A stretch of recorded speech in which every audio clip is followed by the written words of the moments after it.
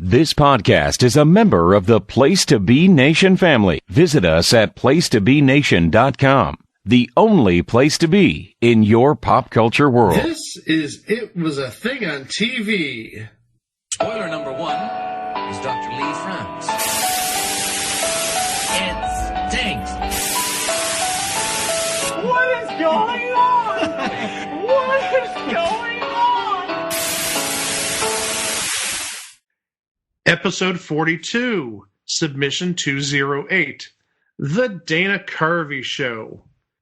The Dana Carvey Show aired on ABC from March 12th of 1996 to April 30th of 1996 for 8 episodes, one of which was unaired. From the ABC Broadcast Center in New York, it's the Pepsi Stuff Dana Carvey Show.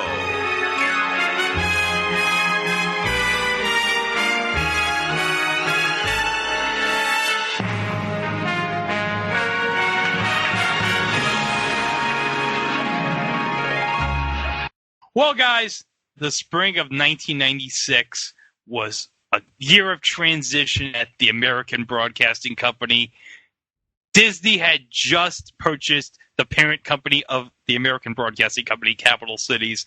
And that year in 96, they had some entries that we'll be covering on this show in the future, like Aliens in the Family and Muppets Tonight in the Dave Chappelle sitcom Buddies. Also in 1996, you had a sketch comedy show, but the sketch comedy show was hosted by a guy who was one of the driving forces of Saturday Night Live in the late 80s and early 90s, Dana Carvey. And interestingly enough, after he left Saturday Night Live, he almost got the late night TV gig that Letterman vacated when he went to The Late Show to CBS. Yes. It was going to actually be co-produced by Dana Carvey and some kid named Conan O'Brien. Whatever and the rest happened? is history. Whatever. Wait a minute. Conan O'Brien, is that the guy who was playing bongos in that episode with Wayne Gretzky? Yeah, he's the guy that wrote the famous Marge versus the Monorail episode of The Simpsons. Oh, man. I wonder, whatever happened to that guy? There was a sketch comedy show on ABC, and it had this incredible group of people behind it, and they were just going to revolutionize the game, just really give it what for. And if you see the list of names associated with this show... Oh, my God. It's like run it down, man. Run it down. It's like a who's who of comedy for like the last quarter century. Should we start with the actors or the writers? Let's start with the actors first. Okay. Well, we have Dana Carvey. We all know who he is. We talked about him briefly. You also had some young gentleman named Steve Carell. Never heard of him. I figured you'd say that. And another young gentleman named Stephen Colbert. Never heard of him. Again, saw that coming from a mile away. And then you had Bob Odenkirk. Yes. Okay, you've heard of him. Mr. Show, and of course... Yeah, Mr. Show, absolutely. Yeah. And today with Better Call Saul. Yep. And also, again, another name that we're all very familiar with, Robert Smigel. Yes. Yeah, for all the stuff he's done on SNL over the years, and also with, again, Conan O'Brien. Absolutely. Yep. And then from the writing perspective, oh my gosh, again, tons of great writers. Louis C.K., and you had Dino Stamatopoulos. Yep, he of Moral Oral fame. Among other things. Yep. He also did stuff with Late Show with David Letterman, Late Night with Conan O'Brien, Mad TV, the aforementioned Mr. Show, but also entry for next week. Yes, next week we're going to talk about this show, TV Funhouse. Yep, Comedy Central's TV Funhouse. Yes. Then you had Spike Feresten. He talk show with Spike Feresten. Also, a writer for Seinfeld. Yes, and Letterman. So yeah, again, somebody who's been very successful in the business. You have Greg Daniels, who wrote for The Simpsons, King of the Hill, and was involved with the American version of The Office. Okay. Yeah. Also have John Glazer.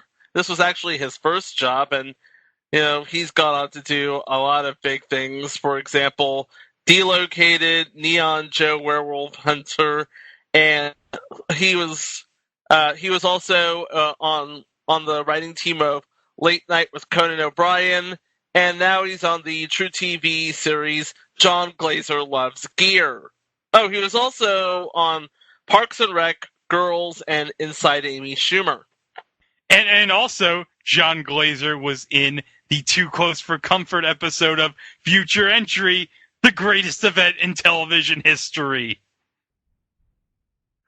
You also had Robert Carlock, who produced 30 Rock and also co-created a little show called The Unbreakable Kimmy Schmidt. Stay alive, damn it! Now available on DVD and Blu-ray through Mill Creek. So needless to say, there was a ton of great people behind this show. So how did it fail? Yeah, Mike, how did this fail? It sounds like a winner.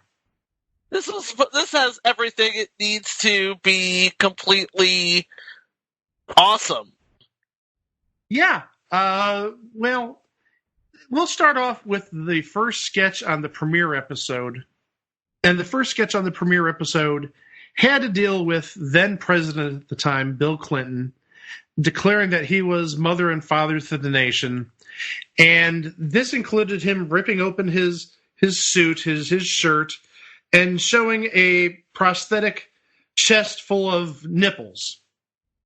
And from those nipples came out milk. And if you look carefully while watching this premiere sketch, you could see milk coming from the bottom of his jacket, dripping out. And he was feeding puppy dogs and even a kitty cat and a baby doll. He was the mother and father to our country. That's a little absurd. Plus, also, there were even S&P issues, standards and practices issues, where they wanted to pixelate the nipples. Ultimately, it was decided that the network wouldn't have to pixelate the nipples. They showed it unedited. That's sort of a bizarre way to introduce your show. A little absurd. Well, this whole show was an exercise in the theater of the absurd. I mean, you could call it the American sort of descendant of Monty Python, and maybe even the predecessor to the Mighty Boosh, even. In some ways, I could agree with that. But also, at the same time, this aired at 9:30 on Tuesday nights, and it aired after probably the biggest show on TV in the early 90s, with all due respect to Seinfeld, Home Improvement. Yeah, and the Home Improvement audience is a way different animal than the audience the Dana Carvey Show was trying to attract. Indeed, and you still had kids watching at this time, thinking it's like a transition into staying into family time, and by no means was this necessarily a family show, or at least family-oriented show. He even mentioned it as such in the opening monologue. This was a show for all the boomers who really enjoyed absurdist, avant-garde, counterculture humor. It definitely was that. Which now watching back, I could totally appreciate. But back when I was a little chico watching this, I was like, okay, some of it's really cool. The other parts is like... Well, speaking about just the absurdist humor, there was a documentary on Hulu called Too Funny to Fail regarding this show. And they showed an ad which ABC had aired at the time promoting Home Improvement and the Dana Carvey Show. And in retrospect, it's a little shocking. I think that would be a good word to use. The episode of Home Improvement that was being promoted would be classified as one of those very special episodes. Yes, it was the episode where Randy, Jonathan Taylor Thomas's character, might have thyroid cancer. Yeah, you can go over the gist of it on Funny or Die's very special episode. It's right there. But the ad itself, here it is. Just listen to how weird the transition sounds to go from the very special episode of Home Improvement to the Diet Mug Root Beer Dana Carvey Show. I had never watched Home Improvement. When I heard about the time slot, I thought, oh, well, maybe it'll be compatible because Tim Allen's kind of a man's man kind of guy, and seemed like maybe he's a hip comedian. He had been busted for cocaine or something. I don't know. Is Home Improvement a little racy, maybe? Right? I get your point now, Tim. You respect me, huh? I hadn't watched it until about 4 shows in. I just stopped everything at 9 o'clock on a Tuesday and watched it, and just watched in horror, just not believing what we had foisted on this audience. ABC Tuesday, a parent's worst fear, losing a child. I don't want to die, Dad. You never know whose family it will happen to. An episode so powerful, it hits home. We'll beat this thing, no matter what it is, you know? I'm not letting anything happen to you. A special Home Improvement followed by the Diet Mug Root Beer Dana Carvey Show.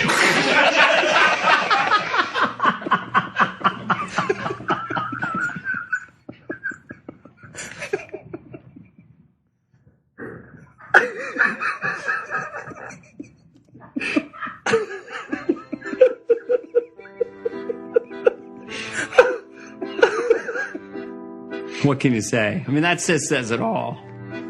That just says it all. What were we doing? It was being marketed as this kind of fun show. And I think people were like, what the fuck is this? And I thought about what we had put on television following this family-oriented show that I now realized was successful because kids and parents could watch it together. You know, and then our show would start and kids and parents would, you know, run for their lives. That whole show is just like, fuck you, Dad. I'm not Home Improvement, all right? Fuck you, I like Grandma the Clown, all right? You might not get it, but that's because that's your deal, all right? That's you, that's on you. And my dad, of course, is like, I don't like Home Improvement either. Why are you yelling at me? And mind you, this is another time we wish this was a video podcast. If you could just see Stephen Colbert's face when he saw this, aghast is a great word to use, but I think there's even better words to use. I mean, you could see his jaw hit the floor. Are you kidding? That actually happened? That was a promo? Yes, it was. Man, guys, it's too bad Ernie Anderson was near the end of his life, because I would have loved to have heard him try to seriously go into that, to the Diet Mug Root Beer Dana Carvey Show. And the thing of it is, that's not even that's like the Diet Mug Root Beer would be episode 4, if I'm not mistaken. Yes. Yeah, Diet Mug Root Beer was episode 4, yes. We talked earlier about the talent that was actually on the show, but the list of people who didn't make it on the show, who weren't hired, is just about as big, right? Yes, Mike. Anna Gasteyer was one name who auditioned. She'd go on to SNL, I think, what was it, 95, 96? 96, 97, I believe. Okay, oh yeah, because 95, 96, Farrell and all those guys were already on there. Anna Gasteyer wouldn't come for another year. Okay. After that. Lewis Black. Can you imagine how good this show would have been with Lewis Black? Oh my gosh! Oh, just the possibilities. Oh, by the way, Lewis Black, Tar Heel in the House. Of course. Yeah, and he would go on to be a regular on the Daily Show and a fixture on the stand-up circuit. So you know, he did good. He did good. Yeah, a correspondent on the Daily Show like Stephen Colbert and Steve Carell. Tracy Morgan. Of course, he also went on to Saturday Night Live, I believe, same year that Anna Gasteyer joined up. Yep, That's correct, yes. 96, 97. And, of course, he was on 30 Rock. Yep. And there was a little 20-year-old kid from Long Island that auditioned, Jimmy Fallon. Jimmy Fallon. I remember watching the Dana Carvey documentary on Hulu, and the story was that Louis C.K. hated this guy. Absolutely hated him. And he basically said, I'm going to quit if you hire this guy. Could not stand him. You know where he said all of this? On the couch of The Tonight Show starring Jimmy Fallon. Not awkward. Not awkward at all. Well, Jimmy Fallon got the last laugh. Yep. He's doing okay for himself, too. To say the least, yes. So the first 6 episodes of this show, in an attempt by Dana Carvey to replicate the variety shows of his youth, would have a different sponsor in each show. And there's a common theme, guys, in episodes 1 through 5. Yes, there were. Yeah. They're all affiliated with Yum Brands. Or they all would be affiliated with Yum Brands, because if I'm not mistaken, that's like, how new is Yum Brands? Well, at the very least, let's just say they're associated with PepsiCo. Yeah. Because at the time, I don't think Yum Brands was necessarily around in 1996. And I don't think Pepsi falls under the Yum brand. That would be more your Taco Bell, your KFC, your Pizza Hut. Okay. But the first episode was the Taco Bell Dana Carvey Show. The second episode was the Mug Root Beer Dana Carvey Show. The third episode was the Mountain Dew Dana Carvey Show. The fourth episode was the aforementioned Diet Mug Root Beer Dana Carvey Show. The fifth show was, and man, this is going to take me back, the Pepsi Stuff Dana Carvey Show. Remember Pepsi Stuff, guys? Vaguely. I remember Pepsi Stuff. I remember opening up the newspaper on a Sunday morning in 1996, and the Pepsi Stuff catalog fell out of the circular pile, so... Yeah. And then episode 6, the sponsor was a Chinese restaurant from Manhattan called Szechuan Dynasty. And it was the Szechuan Dynasty Dana Carvey Show. Which, after doing a little bit of research, it looks like it closed up in late 2015. Oh. I want to go. I would have liked to have gone to the restaurant just to say, I went to the Chinese restaurant that sponsored the Dana Carvey Show. And then episode 7 and the unaired episode, they didn't have a sponsor. That was just the Dana Carvey Show. But also, after the PepsiCo sponsorship ended, so this is starting on episode 6, the backdrop behind Dana Carvey when he did his monologue changed. It went from geometric figures, and usually there was a caricature of Dana Carvey drinking or eating the product that was sponsoring that show. So it might have been Mountain Dew, or it might have been Pepsi, or Taco Bell. But starting with episode 6, it became a skyline of New York City, or sort of New York City. Maybe cartoonish New York City. Yeah, I mean, there was no Twin Towers, though. It was sort of like a neighborhood in New York City. No big buildings. But it's just very interesting, talking about the Pepsi sponsorship. Shortly after the show debuted, PepsiCo announced that it pulled the advertising for the show, which would have brought in $600,000 per episode. There's your big bucks right there. Yeah. But interesting also regarding these episodes, at least the 6 sponsored episodes, including the Szechuan Dynasty episode, just about every episode started with a musical number about the product.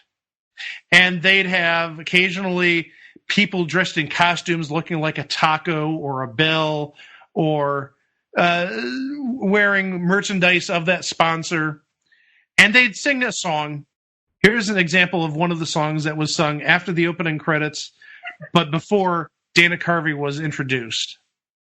Pepsi is chock full of vitamins, chock full of minerals, high in fiber and electrolytes.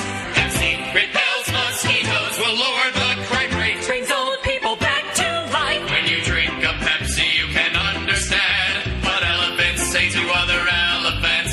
If you're taking a cab and you need some change, you can ask Pepsi, it'll loan you $1. 'Cause Pepsi likes everyone, except for its father. They've had a bad relationship, but nobody's perfect. Before you judge Pepsi, look in the mirror. When was the last time you called your dad? Now here's our host with the most, Dana Carvey.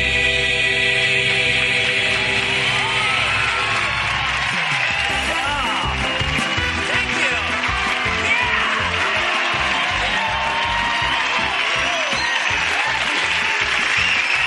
Thank you, ladies and gentlemen.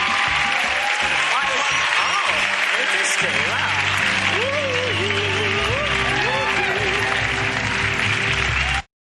Now that we've talked briefly about the Dana Carvey Show itself, we're going to take a look at the episodes. We're going to start with episode 1, which we mentioned was called the Taco Bell Dana Carvey Show. We mentioned the initial scene about Bill Clinton being mother and father to the nation with the prosthetic nipples and feeding cats and dogs. A little absurd to start the show. And then every show had a monologue, except it really wasn't a monologue.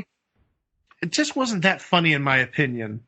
The one exception to the monologues not being so good, in my opinion, happened on the last aired episode, episode 7, when in the audience was Regis Philbin, and essentially Regis Philbin and Dana Carvey had a Regis Philbin off.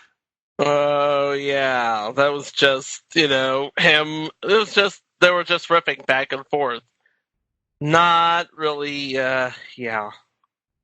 Well, they're just, again, it was Regis and Dana trying to out-Regis each other.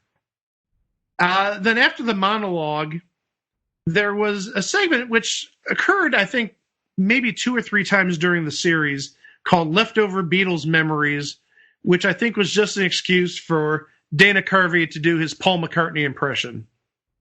But also, Mike, remember that the year earlier on ABC, they had the Beatles Anthology, and that was like a big hit for ABC. Oh, you're absolutely right about that. I remember that. I remember getting my mother that book for Christmas that year. Yes. I had the CD. Yes.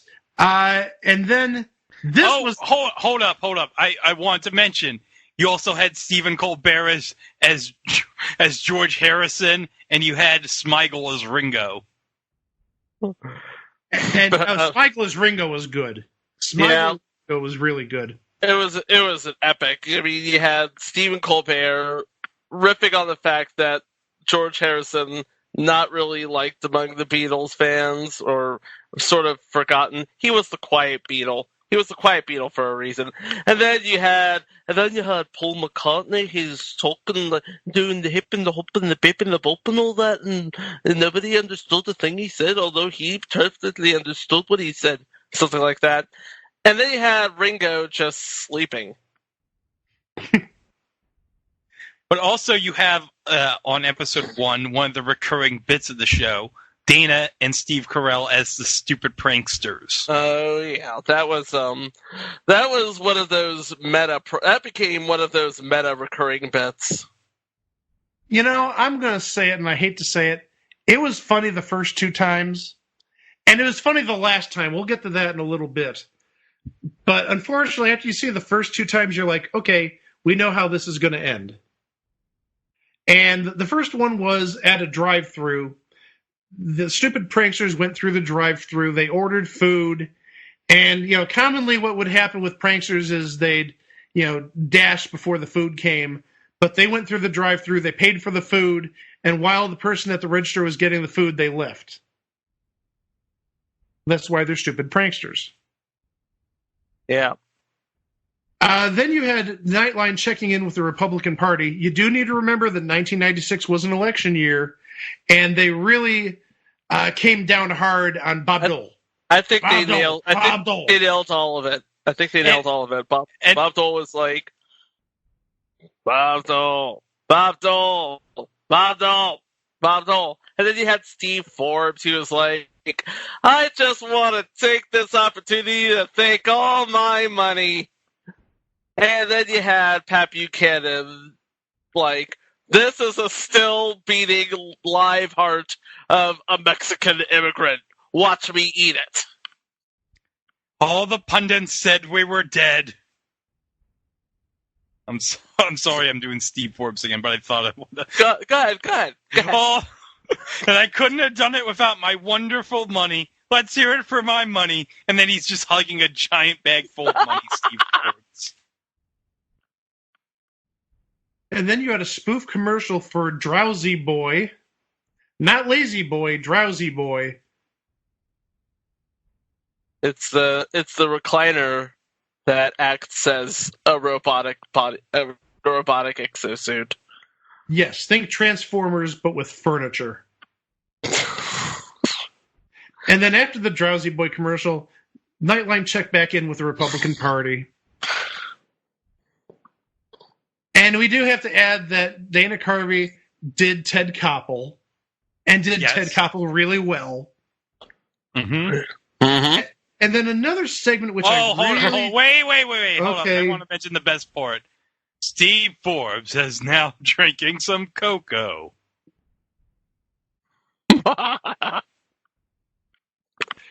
And then after Nightline checked back in with the Republican Party, we had Germans who say nice things, which, again, absurdist humor. I didn't find it terribly funny. It was basically Dana Carvey and Steve Carell dressed as typical German people with loud German accents saying stuff. Again, I didn't find it terribly funny. Maybe it's just me. Maybe it's the German side of me. I wouldn't know. Well, I'm German and I found it hilarious. I'm not German, so couldn't tell you.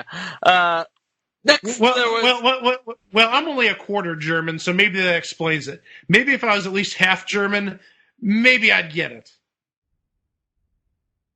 And then we go back to the stupid pranksters at a gas station. Who knew gas was that expensive back then? It was $30. I want to put $30 in on this pump. Well, they were driving in one of those old-time El Caminos, if I'm not mistaken. Yeah, but still, I mean, gas back in 1996 was probably about like $1.29, $1.39 a gallon. So, yeah, I don't think they were filling up a 25-gallon tank. Not on an El Camino, at least. Wow, true. Okay, just one of those random observations that I saw that while watching the show. This has been another random observation. And then you had an important announcement. Yeah, this was Robert Smigel playing the executive vice president in charge of entertainment for ABC, basically saying, hey, I know all of Dana Carvey's characters are basically the property of NBC, but guess what? We've just been bought out by Disney, and now with their high-priced lawyers, not only do we have all of their characters, but we also have CBS's Late Show Top 10 and Larry Bud Melman. Yes, with an appearance by Larry Bud Melman. And the thing is, at that time, he would have been Calvert DeForest on The Late Show. So it was interesting seeing him go back to his name, which was popularized on Late Night. But then that takes us to the Church Ladies Top 10 list. And I gotta tell you, they were almost mean towards Princess Di, because there were a couple of skits on this show where they went after Princess Di mercilessly. And you got to remember that this is right when she divorced Charles. Oh, yeah, this is right when she divorced Charles, but also this is about a year and a half before she passed away. Yeah. And yes, the Church Ladies Top 10 list had to do with nicknames for Lady Di. And a lot of them included the word slut. Let's just say that. I am not at liberty to even repeat that, but... Well, I'm just telling the truth. I saw it, and... Yeah, I mean, that's an unfair characterization, I think. But, again, also the timing, she'd passed less than a year and a half later. I don't know. Just didn't make me feel too good watching it. But obviously that was a big topic at the time, the splitting of Charles and Di. Well, that was episode 1. Episode 2. The Mug Root Beer Dana Carvey Show. Not to be confused with the Diet Mug Root Beer Dana Carvey Show. Yes, we want to get that straight. One of the recurring segments on the Dana Carvey Show was their version of E.T., Entertainment Tonight, which they called E.H., Entertainment Headlines. Yeah. Yes. And the opening of the show featured an Entertainment Headlines examination of the O.J. prosecutors, Marcia Clark and Christopher Darden. And basically, they fell in love after the trial, or fell in love during the trial. And true love came out of that. Oh, I didn't see that part in American Crime Story. What the hell? Well, stuff had to be left on the cutting room floor. We got to get you dressed, Juice. And then we have the show open and monologue. Again, pretty much Q&A. Nothing too spectacular. And then they had an ad for Comedy Central's Under 5. And what that was stand-up comedy done by 5-year-olds or younger. And I was impressed because for that ad, they actually got Penn Jillette, who, if you remember back in the day, was the voice of Comedy Central. Yeah, you couldn't back in the day in the early mid 90s, you couldn't turn on Comedy Central for 20 minutes without hearing Penn Jillette's voice. And then after that, and this is another segment which happened, I think, once or twice besides this. They did a takeoff of the Charles Grodin Show, which, if you remember, back in the mid to late 90s, was a thing on CNBC. Charles Grodin did have like a 9 p.m. or 10 p.m. talk show. And never did I think anybody would ever do a Charles Grodin impersonation. Yet here we are. And he did remind me of the Charles Grodin Show. I didn't necessarily watch it religiously, but I did see episodes of it. And he had like the general mannerisms of Charles Grodin down, and what he'd mentioned on the show. I mean, it was a good, accurate parody of the Charles Grodin Show, even though, of all the shows that were around in 1996, let's do a parody of Charles Grodin? Really? Well, it was one of those examples of the show being too smart for the room. Well, the Charles Grodin Show was too smart for the room. Yeah. Yeah. Oh, and that's not on the list yet. Keyword yet. The Charles Grodin Show. And then you had the Hockey Perfectionist. With Steve Carell as a goalie. Yes, and Steve Carell was like blocking everything. I remember him taking a hockey stick to a remote-controlled truck, and basically after he hit it, the truck hit the wall, and the truck just broke apart into hundreds of pieces. And then Entertainment Headlines looked at Oliver Stone. Oh yeah, isn't this the sketch where they have Oliver Stone? And he's doing like a film about the George Washington snorting coke. Yes. Yes. Because you got to remember, back in the day, Oliver Stone did the films JFK and also Nixon, which we'll get to. Speaking of Nixon later. Yes. And then I think this is the only appearance of this during this series, but obviously it went on to bigger and better things. The Ambiguously Gay Duo premiered. Yes, it was the It Takes Two to Tango, and I believe that short also aired on the first TV Funhouse. I may be wrong there, but yeah. I think you're right. Then it's back to more Charles Grodin and more leftover Beatles memories. And then Celebrity Bloopers and Dark Sides. Featuring Paul Hogan and Casey Kasem. Yep. Paul Hogan was really upset about having to do a third Crocodile Dundee movie, and Casey Kasem was really upset about having to dedicate a song to a dog. Yes. If you've ever heard the outtake from American Top 40, which does exist, by the way, imagine an exaggerated version of that. Ponderous, effing ponderous. You're pretty much right on the nose there, absolutely. And that was the end of episode 2. Yep. Episode 3, The Mountain Dew Dana Carvey Show. And also in this episode, you have a special guest star. Yes, you do. Bill Hartman was the special guest star in episode 3. Mm-hmm. So, he would play Larry King in a sketch about Larry King Live, where Dana would resurrect his Ross Perot. Because Ross Perot was known for going on Larry King Live at the time to announce anything and everything. Yeah, he announced that he was basically announcing that he wasn't going to be running for president. Except that he was. Except that he wasn't. Except that he was. Except that he wasn't. And now I've gone all cross-eyed. And that was after an Academy Awards sketch. Yes!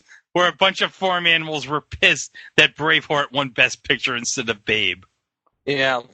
And the monologue and the ingredients of Mountain Dew diving into the Mountain Dew can. Very educational. Yeah. Very weird also. Science.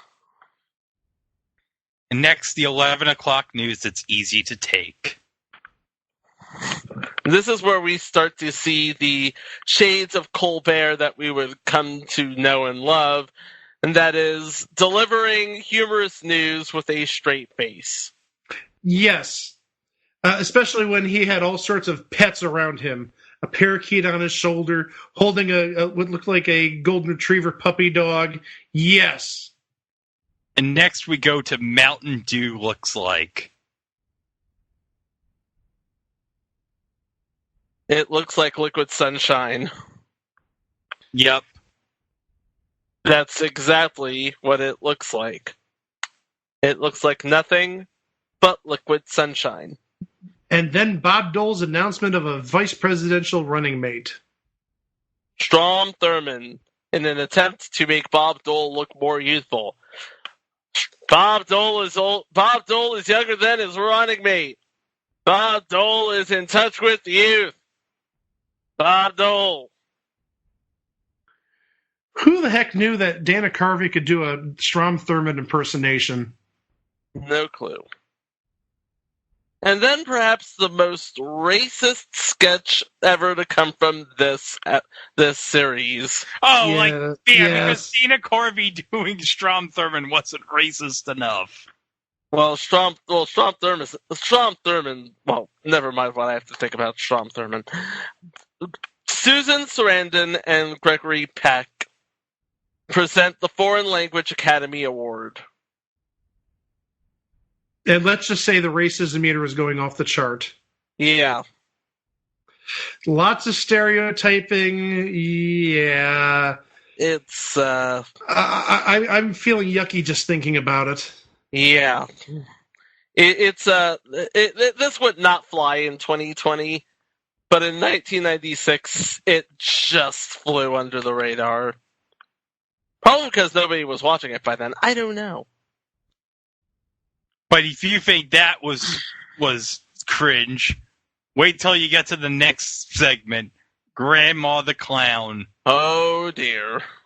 You have this old lady who's a clown in a TV show with kids, and she's like walking very slowly with a walker, and the walker is making these slow honking sounds.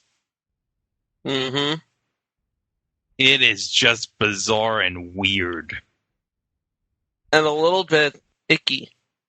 Just a little bit. And it was a recurring segment because it will pop up later. But then we get to the Diet Mug Root Beer Dana Carvey Show. The episode we mentioned earlier that followed the very special Home Improvement. And we get to one of my favorite skits from the show. Oh, there are a number of good skits on this show. But this might be the episode I like most out of all of them. But this is my favorite, because you have a Regis and Kathy Lee sketch, and you have Jan Hooks as Kathy Lee in this episode. But the best part is Regis gets a call from David Letterman asking, can he do a sketch to be in the potato suit where he dives into a kiddie pool of gravy. So he's got so Dana Carvey as Regis has to run to the Ed Sullivan Theater because he's got to be in the mashed potato suit. Yeah, but then he scales the wall, and who do you see pop his head out? Tony Randall. Oh, yes, Tony Randall. Because, of course, Tony Randall was always on Letterman all the time. Yes, and he went up however many stories and ended up in the writer's room, climbed through the window of the writer's room. I gotta go do this for David! And you see him enter the theater wearing the mashed potato suit, and then ultimately run up on stage and dive into the vat of gravy. Oh. And also, another thing is, and you brought this to my attention, Greg, who played Gelman in that sketch? Oh, Stephen Colbert. Oh, that was amazing. That was glorious. All my dreams to see Stephen Colbert play Gilman. Oh, my God. And then after that, you had probably just as good of a sketch. Geraldo interviewing Kato Kalin, and then O.J. Simpson came by. And Geraldo was actually done by Elon Gold, who really, in some of the episodes, he was absolutely hilarious. And he didn't really go on that much after this show. He did a great Geraldo. We'll talk about him in a moment in another sketch. And you had Dana Carvey as Kato Kalin. Again, I thought this is maybe about as good as the Regis and Kathy Lee sketch. And then after that, you get Germans Who Say Nice Things again. But then you had Bill Clinton and Hillary Clinton getting roasted. It was like, what would you say? Like the old Dean Martin roast, only Howard Stern was involved.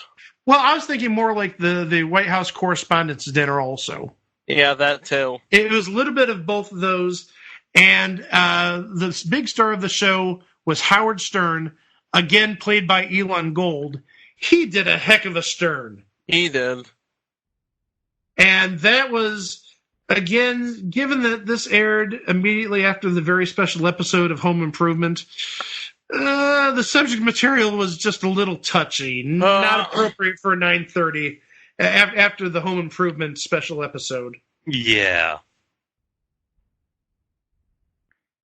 And then we wrap up with more Germans Who Say Nice Things. Again, they're finding mileage out of this. I just don't see it. Well, they found mileage out of the stupid pranksters. They can find mileage out of anything. But the stupid pranksters was funny a couple of times. And then once we get to the last one was absolutely hilarious. But now we get to episode 5, the Pepsi Stuff Dana Carvey Show. It starts with Jay Leno interviewing Quentin Tarantino. You had Dana Carvey playing Jay Leno, and you had Robert Smigel as Quentin Tarantino. The two of them talking alerted dogs. It sounded like high-pitched squeals or something like that, because you know how Jay Leno talks, as much as we dislike it. Yeah. Yeah. By the way, Jay Leno, reason Gabrielle Union got fired. And ultimately, again, dogs were howling over this, going crazy, but then it set off radars at like NORAD or something like that, and they started bombing Burbank. Ultimately, with Jay Leno and Quentin Tarantino still doing the noises like Greg mentioned, that high-pitched squealing almost, despite debris all around him, dust all around him. Too bad the bomb missed Jay Leno. No, I said it. Yeah. Don't send letters. We're not even going to retract it. Nope. And then you had the show open / monologue with the singing and dancing of 4 people dressed in Pepsi gear. And again, the Q&A that we talked about that Dana Carvey would do. And then there was a fake commercial. This I found kind of funny. A companion finding service for the insane. Ooh. That was funny. That was funny. It was basically like Great Expectations, if you will, like a dating service, but it was for homeless people who talk to themselves and mumble and creep out people. So they'd pair up two people that do that. So when they go down the street and they're mumbling to each other incoherently, it looked like they're actually having a conversation or talking. I really thought that was a funny commercial. Yeah, it was pretty fun. And then the stupid pranksters went to a movie theater, and they did the same thing. We'd like to buy 2 tickets to go see whatever movie. That'll be $13. Okay, here's the money, and they dash without going to the movie, laughing like idiots. Again, it got a little repetitive here. I should note, did you notice who played the ticket taker? Who played the ticket taker? Louis C.K. Oh. He also played the guy in, I believe that he would show up either on this episode or next, but we'll get to it when we get to it. Please continue. And then there was a sketch called Rich Little's All Rich Little One-Man Easter Promo. And I think it's the first time in my life I've ever seen somebody do an impersonation of Rich Little. Yeah, because it's like, honestly, it's like, how can you impersonate Rich Little? The man impersonates everybody. Has anyone ever heard his real voice? But then you had Dana Carvey impersonating Rich Little, impersonating a bunch of celebrities during this promo. You had Dana Carvey impersonating Rich Little, impersonating Paul Lynde. You had Dana Carvey impersonating Rich Little, impersonating Carol Channing. You had Dana Carvey impersonating Rich Little, impersonating Truman Capote. I mean, it went all over the place. But it sounded like something that Rich Little would do because that seems like what his Las Vegas gig would be nowadays. Oh, and by the way, Chico, next time we're in Vegas at the Tropicana, we've got to see Rich Little. We're going to see Rich Little. Darn right we are. We got to see Rich Little do an impersonation of Dana Carvey doing an impersonation of Rich Little. Screw playing blockbusters. We're going to see Rich Little. And then the next segment, and this was a great one. Waiters who are nauseated by food. This was the sketch that reportedly got Stephen Colbert hired onto The Daily Show, Carell hired on The Daily Show. Yes. So basically, Stephen Colbert and Steve Carell's careers are basically made from this sketch. Basically. And what a great sketch it was. It was just Stephen Colbert and Steve Carell as 2 waiters, and they're reading off the specials that are being offered at a restaurant. And once they mention food, they start getting sick. They start feeling queasy and nauseous. And I believe the inspiration for that sketch Stephen Colbert talks about in the Dana Carvey Too Funny to Fail Who documentary is back when he was a waiter in Chicago, when he was with Second City, he would do like a sketch for like his fellow waiters of reading off the menu and being nauseated. Mm-hmm. And it was just funny. And the thing is, when they got to anything that wasn't food, like just water, for example, they were just fine. But once they went back to food, yeah. Oh boy, yeah.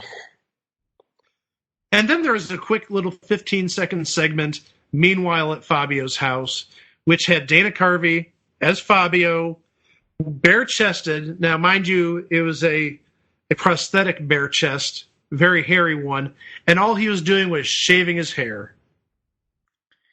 Too bad this wasn't a couple of years later when that goose hit Fabio in the nose. Never forget Apollo's chariot, the Fabio ride. And then do it, Greg, do it. Nixon's. This was the zippers of the Dana Carvey Show. Jeez. Oh no.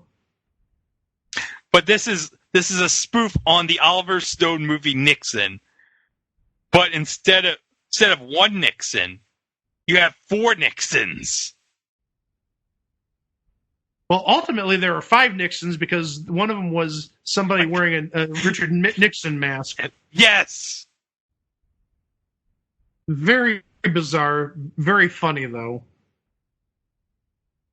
Was it also one of them supposed to be Rich Little portraying Richard Nixon? Yes. Okay. Yes, it was. Yes. So you have double Dana Carvey doing Rich Little on this show. And then you had the stupid pranksters again. But now they called a prostitute. Oh, that's not going to end well. Well, it's just like the other stupid pranksters. They give the money to the prostitute. She's getting ready. And while she goes in the bathroom prepping, they leave, giggling on the way out. Again, same thing we've seen in the previous stupid pranksters skits. It's just lather, rinse, repeat. Put them in a different situation. They give the money. They dash. They go in their El Camino, and they're laughing all the way home. I mean, again, it's funny the first couple times, but it's very redundant after you see it the first 2 times. And then, a BBC report on the separation of England's royal couple. Again, let's take a tack on Princess Di and Charles. I believe this is the in that skit that they ended up doing like a Herman's Hermit spoof. Yeah, that was the yeah, because they wanted to bring back decapitation. They wanted to bring back the guillotine. Specifically, I'm sorry, I shouldn't say they. Prince Charles wanted to bring back decapitation, the guillotine, because he wanted to chop off Lady Di's head. And ultimately, it ended up being sort of a spoof of Herman's Hermits, even going as far as to having a band, and on the drum it said Herman's Hermits. Yep. Again, as I see it, it was just, more, not necessarily warranted attacking of Princess Di. But again, that was big in the day, so I understand where they're coming from.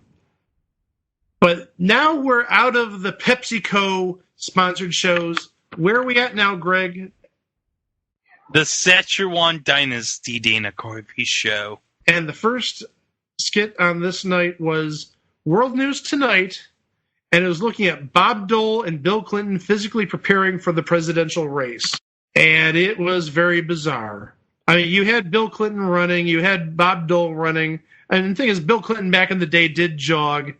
They made him unusually pudgy again through prosthetics, but also Bob Dole, they had him doing stuff which really physically he couldn't do because of his age at the time, but also because, if you remember, his right arm was incapacitated, and he'd generally hold like a pen or a pencil in it. Mm-hmm. And even at one point, they had Bob Dole stretching his legs, and he pulled his leg by his shoulder and actually ripped the leg out of its socket. Again, goofy, but a little absurd. And then you have your show open and your monologue, and they're dressed as Szechuan Dynasty servers, and I don't know if that's the actual chef and hostess they have, but there you go. And then again, kind of racist. Kind of, sort of, yeah.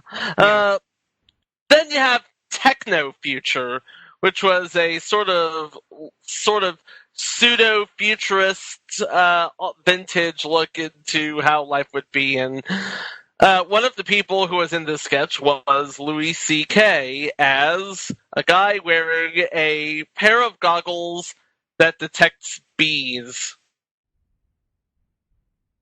Yeah, that was a little goofy. I liked that one. Well, it was a little goofy. I mean, one of the items I remember was milk on demand. So you could just say, oh, yeah, I want a glass of skim milk or 1% milk. And it's basically taken directly from the teat, and it comes out a little hose by your computer monitor. Little goofy. But then you had another installment of entertainment headlines, but this time they were looking at MTV and the Unabomber. Remember, Unabomber was a big topic back in the day. It was, and the Unabomber was looking for love on MTV. And where do you go looking for love on MTV in the mid-90s? Singled out. Chris Hardwick before he was King Nerd, and Jenny McCarthy before she was sharing a table with Alan Thicke's youngest. Well, I thought you were going to go with something else about Chris Hardwick and Jenny McCarthy, but I'm just going to leave it there. No, I actually thought he was going to go there too. Chris Hardwick before the wall, and Jenny McCarthy anti-vaxxer. Oh, no. I was going to say something else about Chris Hardwick. Yeah, let's leave it there. Yeah, don't go there. No. No. We are not going there. Let's say Chris Hardwick at midnight. Yeah. That's a safe response. Yeah.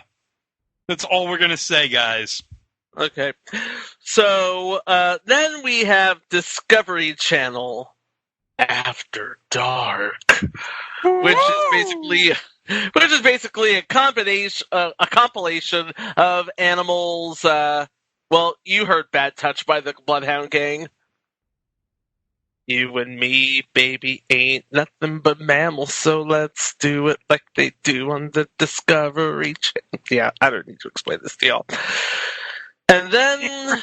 sex!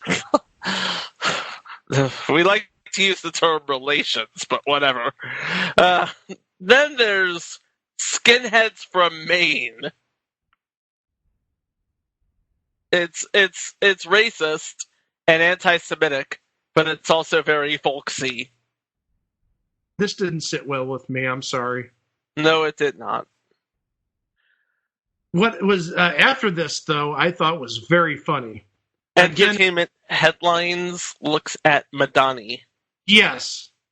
What it was a person named Madani in New York who claimed he was the first person that did a lot of stuff Madonna did, wearing the chains with the cross on it, putting out a book. If you remember, Madonna back in the day had the sex book. He claimed he had a book out before then, which sold no copies, but was very similar to the sex book. I thought it was really funny. He even had the hairdo that Madonna had back in the late 80s, early 90s. I thought it was really funny, really clever. And sadly, I think, that was a break point here. But on the other side of that sketch was another installment of Skinheads from Maine. But at least after that, we got Grandma the Clown again. Oh, that's fun. Oh, yeah. Oh, that was hilarious because one of the things she tried doing this time, I'm sure you've seen a lot of clowns give themselves pies in the face. Mm-hmm. Well, Grandma the Clown was trying to do the same, but she had like I don't know how to phrase it, something that was going to throw the pie in her face, but it didn't really go at a regular speed. It went at, let's say, Grandma the Clown speed. And so it just came up and booped her nose, and you saw this little bit of whipped cream around her nose, and she thought it was absolutely hilarious. Just about, yeah. And then came the Food Network After Dark. which is basically somebody putting a hot dog into bun, extreme close-ups of an oyster, use your imagination. And Jell-O jiggling. And Jell-O jiggling. And then you had Peter Jennings on the FBI, Pied Piper, and Freeman Siege at a Montana ranch. Again, timeliness with the Freeman Siege. And again, Stephen Colbert doing what he does best, delivering news with as straight a face as possible. And yeah, the whole basis of this was the government decided to try the Pied Piper because the Pied Piper got rid of rats and got children to follow him. It didn't work out so well when you try using the Pied Piper to get rid of an anti-government militia. No, it did not. Yeah, at least originally. And then we round out the show, C-SPAN After Dark, which is basically a few shots of the Washington Monument. 'Cause it's phallic.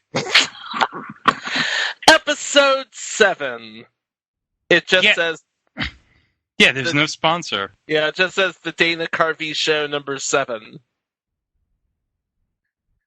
Now, this was the last one to actually air. We have Newt Gingrich, Washington Pays Its Own Way. Basically paring down on stuff like turning... What were they going to do? Turn the White House into a floating gambling casino? Into a riverboat casino. That would have been awesome. And replacing the Lincoln Memorial with a sign that said Lincoln was right and a penny taped to it. And then you have the Kennedy memorabilia auction. Now remember, this was 1996. The JFK memorabilia auction was like a big thing at this time. Mm-hmm. The Kennedy memorabilia auction was done at Sotheby's.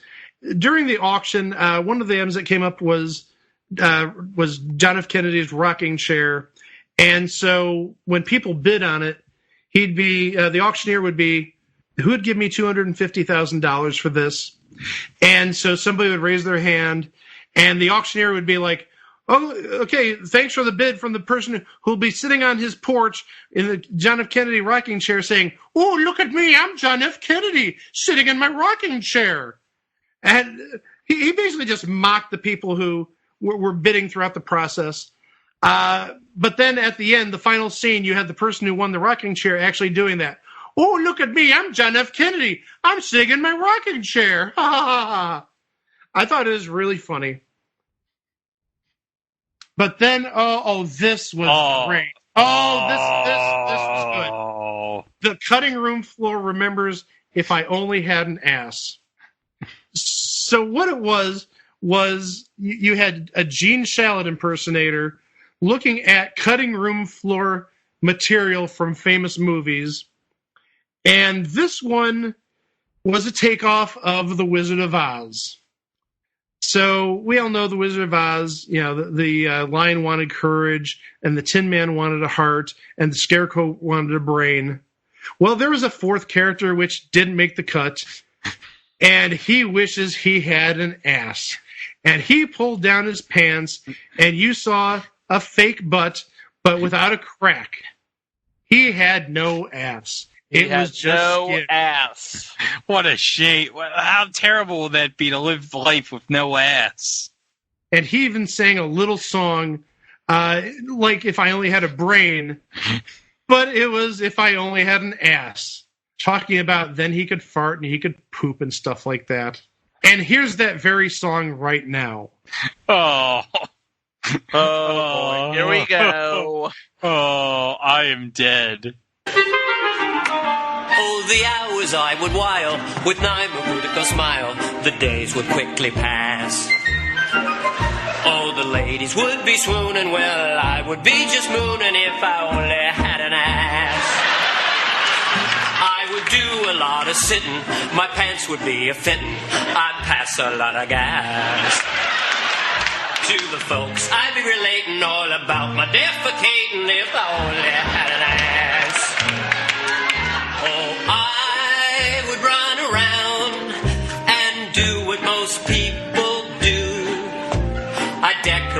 crack with ribbons too. What's the matter? Don't you? With my back facing a mirror, I'd scrutinize my rear in that looking glass. There would be a lot of takers when I'd shake my money maker if I only had an ass.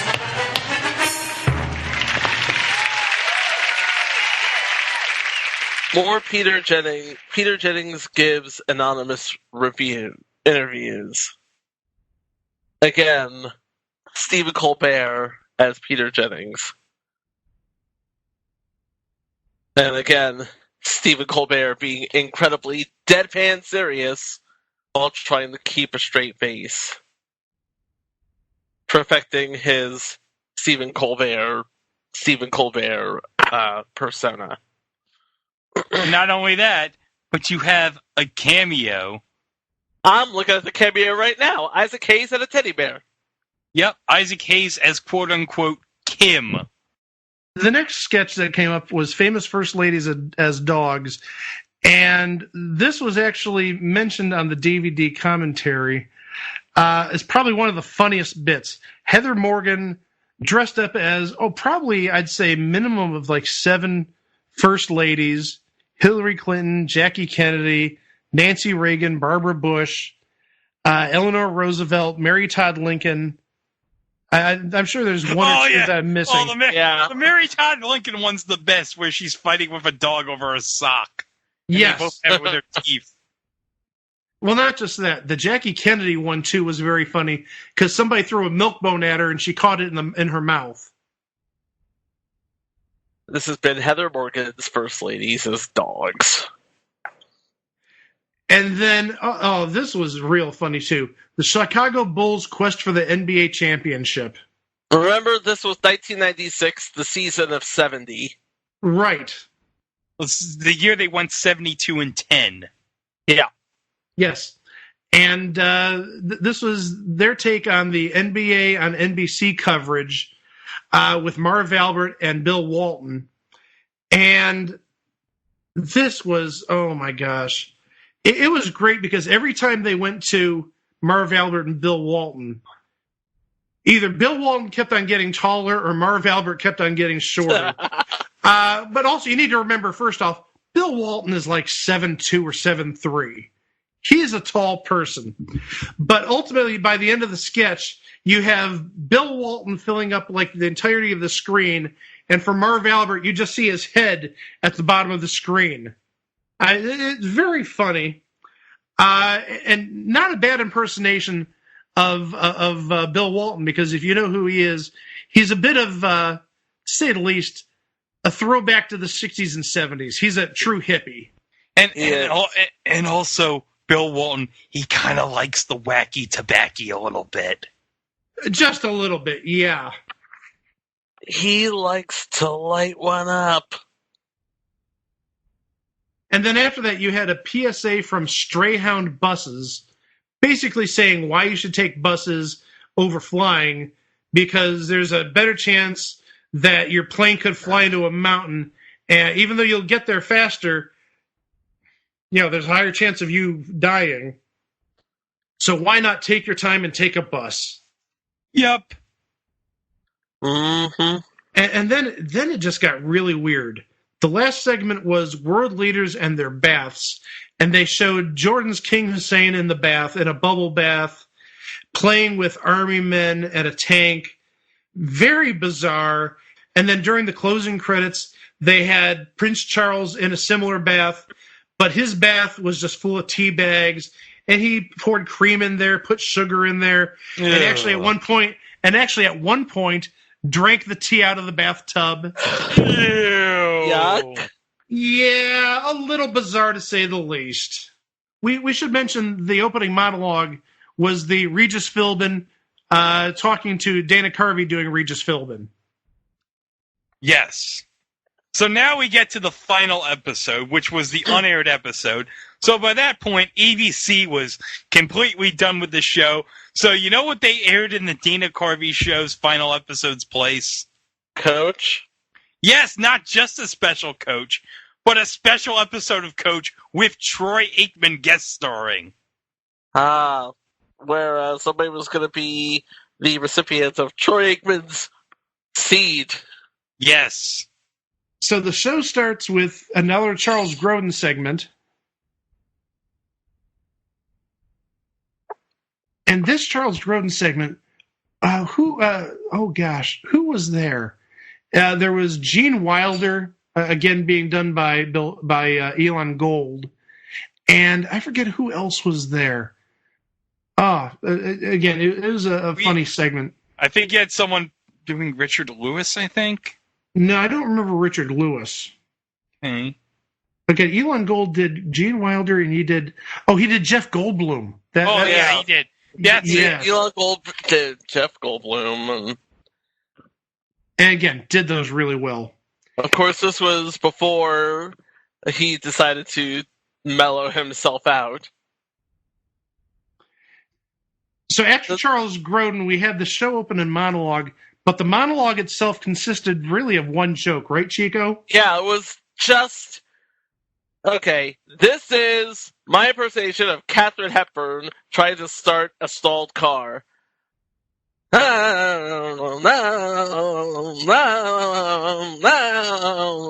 that was the monologue. Yeah, imagine a car with a stalled ignition that sounds like Katharine Hepburn. That was it. But that took us to a really funny sketch, I thought. Bob Dole Undercover. It was with falling poll numbers. Bob Dole just goes and disguises himself as key people in Bill Clinton's administration and tries to ruin him like that. Including Hillary Clinton, too. That was wrong. Well, it was wrong. It was doubly wrong because they were in bed at the time. Next was Germans who say nice things that come out wrong. Yeah. That's basically screw it, we're already canceled. Let's just do this thing and do the dirty version, as it were. And then you had the stupid pranksters, but this time they went to a bowling alley. They got a lane. They bought the shoes. They actually, and I think this is a practice, maybe it's still done nowadays, but I remember back in the day, you had to give them a shoe, so you couldn't just walk off with the bowling shoes. So both Steve Carell and Dana Carvey's characters gave one of their shoes plus the deposit for the money for the bowling shoe. And then as the guy was getting the bowling shoes, what did they do? They dashed out, even though they had one shoe on, and peeled out of the bowling alley parking lot. Yes. And then you had a David Schwimmer PSA. Yeah, it was basically the more you know with David Schwimmer. And then the sketch, so nice, they did it twice. Tom Brokaw anticipates the death of Gerald Ford. Do we have to describe what this sketch is? Because I'm sure there's probably some people out there that don't know what this sketch is about.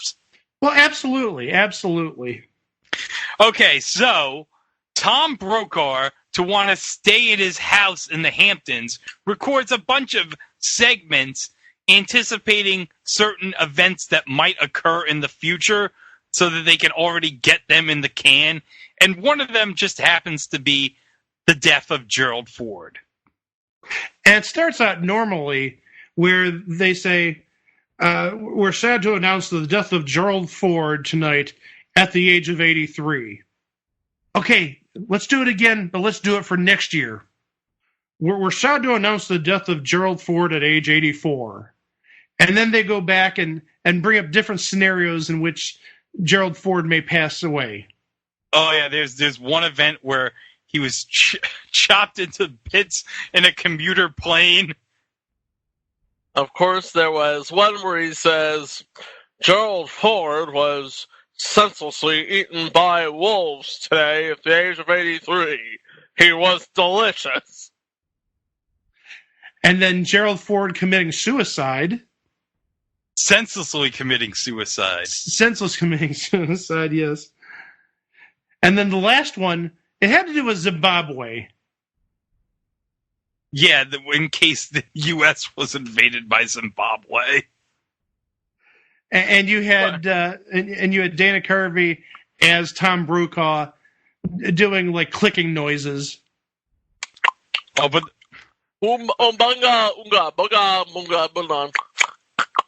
Gerald Ford. But the best part was Gerald Ford is dead and I'm gay. Well, what would happen if, hey, on the same day Gerald Ford died and you come out of the closet and then we're screwed? Next thing you know, everyone's hearing about it from Dan Rather. Next we get Mark Twain Tonight starring Stomp. Mm-hmm. Because Stomp was a big thing back in the day. Stomp was a very big thing back in the day. And all the people in Stomp were dressed as Mark Twain. That was a sight. Yeah, that was a sight. Then you had Overly Anxious Dinner Conversation with Heather Morgan, basically as your date, and her trying to make something happen. It ended with her head exploding. It was beautiful. Then we get to Stupid Pranksters Go to a Photo Booth. And then this week with David Brinkley. Oh. Where this was funny. Yeah, the show is pretty much done on while everybody was riding an aerodynamics corkscrew type roller coaster. Yes. Yeah. And you had Dana Carvey playing George Will, who again would have been a thing on ABC News back then. And you had Colbert as David Brinkley. Yep. Which was a very scary David Brinkley, as a matter of fact. Yep. Now, this was sort of meta in that Dana Carvey is, and I learned this when I was binging on Roller Coaster YouTube over the summer, a very big roller coaster fan. Really? Oh yeah. He was on the he was there for the launch of Drachenfire at Busch Gardens, Williamsburg. You know, back when it was a thing. That'll be in the spin-off podcast, It Was a Thing at the Amusement Park. Well, things didn't go so well for Dana Carvey on the roller coaster. No, they did not. Yeah, he didn't necessarily lose his lunch, but at one point a barf bag was used, presumably pre-filled with oatmeal or something. And yeah, he had a little bit of an upchuck, and it went all over his face and all over the ride, and yeah, delicious. Funny, but yeah. And the final sketch ever. Oh, yeah. The Stupid Pranksters win the lottery. But this is the great installment of Stupid Pranksters. Oh, yeah. Oh, yes, because to present the check, you have the governor of New York State at the time, George Pataki, presenting the Stupid Pranksters with the check for winning the lottery. Yeah, they do the same stuff they've always done. They dash, but then you see them, as they're laughing and driving away, they suddenly stop and get really quiet, and they have that moment, you know, we left $16 million in Governor Pataki's hands. Why wouldn't they just turn around and go back for it? They just kept on driving down the road. Who knows? Maybe they realized in the future, in about 20 years, George Pataki will be an answer to a question on Jeopardy and nobody will get him correct because everyone forgets that George Pataki was a governor for 12 years. Well, that's the show. Do you guys see any way this could have been saved? I've got a couple of ideas as to maybe if there were some changes that maybe the show would have lived on beyond 7 episodes. If you ask me, it had to do with the network. I mean, they were writing a really good show. They were writing a really solid show and a really funny show. Unfortunately, it was on the wrong network at the wrong time. Yes, you could get away with stuff like that now, but in 1996 on ABC, just having been bought out by Disney, wasn't going to happen. So if it were me, I would have put it on like a Comedy Central or an HBO. Well, it's funny you mention that because HBO originally wanted to have the Dana Carvey Show. Oh yeah, that's right, isn't it? Well, my idea was similar but a little different. I think you're absolutely right about the time slot and the network, but where I think I would have put it, I would have put it after Mad TV on Fox. Put it at midnight on Saturdays. Interesting you mentioned that because Once Upon a Time, after Mad TV, you know what aired after Mad TV? Talk Spike show Barristan with show. Spike Barristan. Right. I just think it would have worked better there. Fox, especially at that time, was known for pushing the envelope. I don't know if ABC necessarily knew what they were getting into when they. I think when they bought into the show, they wanted more church lady and less. Well, less what we got. Yeah. Especially airing immediately after Home Improvement, you'd think it would be more of a family type of comedy, like you mentioned earlier, Coach, or something in that vein. This definitely was not for a 9:30 after Home Improvement audience. It was definitely maybe like a Fox audience or a Saturday night audience. Definitely not a Tuesday night audience. Yeah. Well, that's the Dana Carvey Show.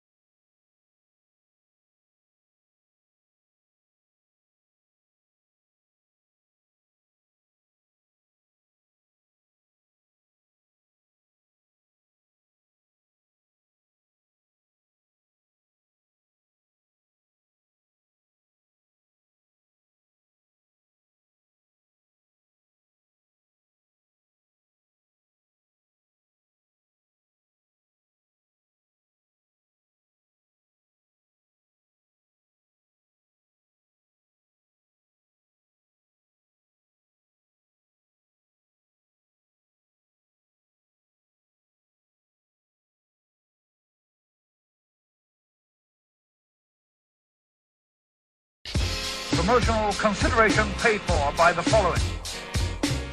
Place to Be Nations, JT Rosero and Chad Campbell here. We want to let you know that we have over 24 podcasts available on iTunes, Stitcher, Google Play, and PlaceToBeNation.com. We now offer them to you on two great feeds. On the Place to Be Nation Wrestling feed, we dive into topics running the gamut from today's WWE to the glory days of yesteryear and the ins and outs of the territory days. In addition to our full-length shows, we also deliver to you special pod blasts on topics old and new. The Place to Be Nation Pop feed is a veritable treasure trove of great content. Offer tremendous shows covering the land of movies, television, life, comics, and sports, brought to you by the most knowledgeable and insightful folks in the podcast world. You can find all these great shows, plus archives of our past podcasts from over the past 8 years as well by subscribing to both feeds on iTunes. And while you're there, be sure to rate and leave feedback as well. All of these shows, plus others, available on PlaceToBeNation.com, where we cover pro wrestling, sports, movies, comics, plus in-depth search projects, and much more. Be sure to support our site by using www.PlaceToBeNation.com/Amazon when doing your online shopping. We want to thank our friends at Boneheads Wing Bar, ProWrestlingOnly.com, and TheHistoryOfWrestling.com as well. Be sure to follow us on Facebook, Twitter, Instagram, and Tumblr. PlaceToBeNation.com, the only place to be in your pop culture world.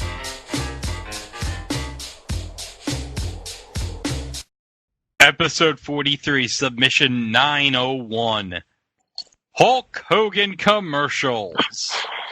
When you think of professional wrestling and pop culture, there's one name that everyone automatically thinks of, and that is the Hulkster himself, Hulk Hogan.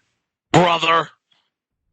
Yes, Hulk Hogan, throughout the last 35 years, has been maybe the one person you associate most from the average Americana person when they think about professional wrestling, and the Hulkster's influence goes well beyond the professional wrestling world, as he has done some TV shows, including future installment Thunder in Paradise. Brother! Yes. But over the years, the Hulkster has done what any professional athlete would do, and that is sell out to the man, brother. And I'm not talking about Becky Lynch. No, you're talking about the man. Yes. Because when you are a success in whatever field you happen to be a part of, guess what you're called to do? Commercials. Yes. And we're going to be talking about a bunch of commercials the Hulkster has done over the years. Get ready for Pitch Mania. Yes. And we're going to start first with a commercial the Hulkster did for Honey Nut Cheerios back in 1985. Hey, B, no way a little dude like you is gonna change my ways. It's time you were tempted with a taste of nuts and honey. Hulk Hogan doesn't eat nuts and honey. Take this. An unbeatable part of this nutritious breakfast. That's better than a body slam. Undefeated. And still champion. It's a honey of the nut. It's Honey Nut Cheerios. 6 years after Honey Nut Cheerios was introduced, we get Buzz trying to rip his sweater off. Yes. So let's describe this commercial. So the Hulkster is like, no bee's gonna make me eat Honey Nut Cheerios, brother. And then Buzz just offers him a bowl. Yeah, he just pushes the spoon into the Hulkster's mouth, and then he bends the spoon. And all the while saying, that's better than a body slam. Well, it is. Yeah. He's not wrong. No. And so Buzz just comes out walking all tough like, undefeated! And the Hulkster says, and still champion! And so you have the Hulkster and Buzz trying to do poses. And as the Hulkster rips off his shirt, Buzz tries to whip off his sweater, but to no success, as he falls flat on his face. On his bee face. But you know what? It's all good. Because Honey Nut Cheerios is a staple in the Alexander household now. Yes, it's well part of a balanced breakfast. That's what you have when you say your prayers and eat your vitamins. Yeah. And get your whole grain, brother. All right, next we have the Hulk Hogan Hulkamania workout set. Oh no! Now this is weird because if I'm not mistaken, this doesn't have Hulk in it at all. No, it has Mr. Wonderful Paul Orndorff in the commercial. Hey, how can I get muscles like you guys? Wow, Mr. Wonderful! You can start by getting in shape with the Hulkamania workout set. Great! It's got everything you need. Head and wristbands, a jump rope for warming up, a hand gripper for power, dumbbells for strength, an exercise poster, and even Hulk's own workout tape. The Hulkamania workout set. You from LJN. Are you in shape yet? Yeah! Oh! So we have the Hulkamania workout set released by LJN because at the time, LJN was responsible for the WWF line of action figures at the time. They weren't necessarily action figures; they were more figures. I still remember as a little Chico with my Greg the Hammer Valentine. Oh yeah, because I mean, obviously, Chico, you're from North Carolina. Everyone loves Greg the Hammer Valentine and Crockett Country there in North Carolina. Yep. But not only that, we have a kid looking at posters of the Hulkster and Mr. Wonderful Paul Orndorff, like, gee, how can I get muscles like you guys? And then all of a sudden, Mr. Wonderful Paul Orndorff shows up, and he says, well, you can start by getting the Hulkamania workout set. It has everything. A wristband, a headband, a jump rope for warming up, where we have the kid, what would you say, awkwardly doing a bad job. Skipping rope. Yes. We have dumbbells, an exercise poster, and the Hulkster's personal workout tape. Is everything you could need. Yep. Except for one thing,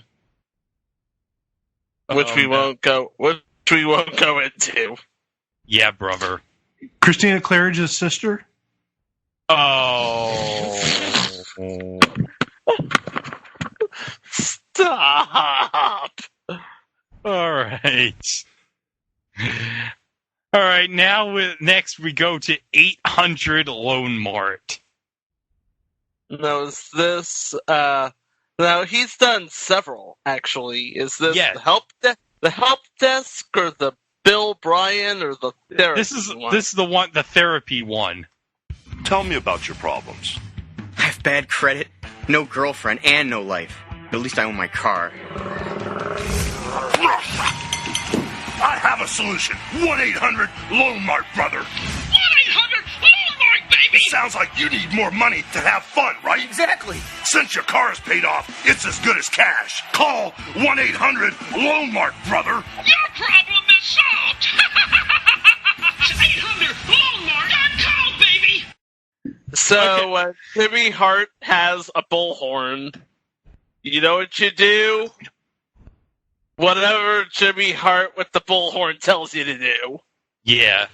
This is like a throwback to the late 80s. Good heavens. Hulk Hogan and Jimmy Hart must have been desperate for a paycheck. Yeah, Greg, so we found on that. All right, do I have to let me describe this commercial. Now, this is like the highlight of a bunch of these commercials that the Hulkster did for 800 Lone Mart. So we have a guy sitting on a couch as voice, which is the Hulkster's, tells him about his problems. And he has no credit, and he has no girlfriend. And so the Hulkster just pulls him up off the couch, saying, "I've got the solution, brother. It's 1-800 Lone Mart." And then Jimmy Hart pops up with the megaphone. He's like, "Yeah, that's right, baby. 1-800 Lone Mart." And the Hulkster's like, "Since your car is paid off, it's as good as cash, brother. Call 1-800 Lone Mart, brother." And then Jimmy Hart's like, "Your problem is solved." As the Hulkster throws the poor sap over the top rope. So this is a title loan place. Yeah. Oh my gosh, Hulk is getting desperate. He must have gotten desperate because of the divorce. Oh yeah. Linda really took him to the cleaners. Brother. Well, so we go back to a happier time when all he had to worry about was, and I'm using his words now, odoriferous emanations. Yeah. In trying to make an artistic statement, one should be careful not to let one's personal aroma do the talking. In order not to offend the critics, I recommend Right Guard Sport Stick. It provides maximum protection and the freshest scents, a sublime palette of odoriferous emanations. After all, a true artiste should be remembered for his inspiration, not his perspiration. Right Guard Sport Stick. Anything less would be uncivilized. Okay, that's a classic commercial from the late 80s. Very much so. I mean, everything in that, my childhood came back to me. The splendiferous odor, what was the splendiferous? Odoriferous emanations. The odoriferous emanations, and one should be known for his inspiration, not his perspiration. Perspiration. Oh my gosh, that was classic. It was indeed classic. It's like, who remembers growing up with your dinner, watching the Full House on the TGIF, and then the Hulkster painting on the beach, some sort of Bob Ross looking landscape, and then talking about deodorant. And So he that's just a straight face. That's a show I want to see. Hulk Hogan painting like Bob Ross. We're going to paint some little trees here, brother. Okay, our next segment is not necessarily a commercial, but it's I guess you would say, a 2-minute advertisement, kind of, sort of. Okay, we go to 1995, September 4th, as a matter of fact. It's the premiere episode of WCW Monday Nitro. And where was WCW Monday Nitro being held, you ask? But the Mall of America in Minnesota, where just coincidentally, the Hulkster had a restaurant there. Michael Jordan's got his restaurant in Chicago.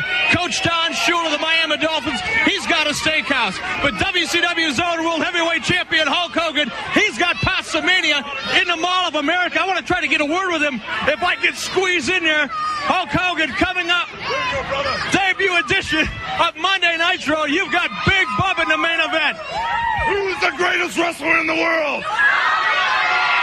You know something, Eric Bischoff? Tonight on Monday Nitro, Pastamania has got all my Hulkamaniacs running wild. And I've eaten so many Hulkaroos and Hulkyous, I kind of feel sorry for Big Bubba, brother, because tonight, brother, first time on TNT, I'm putting the WCW heavyweight title on the line. And with Pastamania running through my brain, who's going to beat Big Bubba tonight, Hulkamaniacs?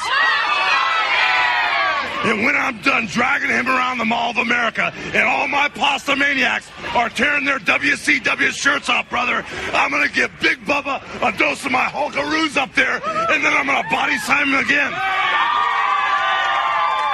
You know, with little Hulkamaniacs like that, Pasta Maniacs all around the Mall of America, Big Bubba, you better tighten up that waistline, brother, because the Hulkster's slim and trim. I've been eating my Pasta Mania, and what you gonna do in the Mall of America, brother, when Hulk Hogan, Pasta Mania, and all my Pasta Maniacs run wild on you?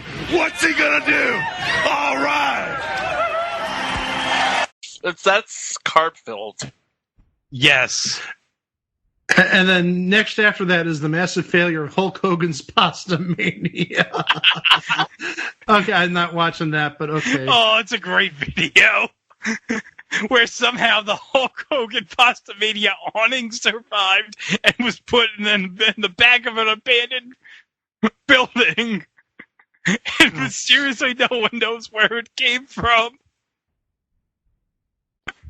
Oh, my. What to say about this? All right, so you have Eric Bischoff at Hulk Hogan's Pastamania getting an interview with the Hulkster at his restaurant while he's being mobbed for autographs, and he's talking about how Pastamania's running wild and how he's eating so many Hulkroos and Hulkyous that he feels sorry for his opponent on Monday Nitro tonight, Big Bubba brother. But man, could you imagine if I was at the Mall of America in 1995, like what would be better than to just go to the food court and eat at a pasta-themed restaurant run by Hulk Hogan? Because, you know, mid-90s, celebrity-themed restaurants were like the big thing at the time. Indeed. Yes, they were. Yeah. And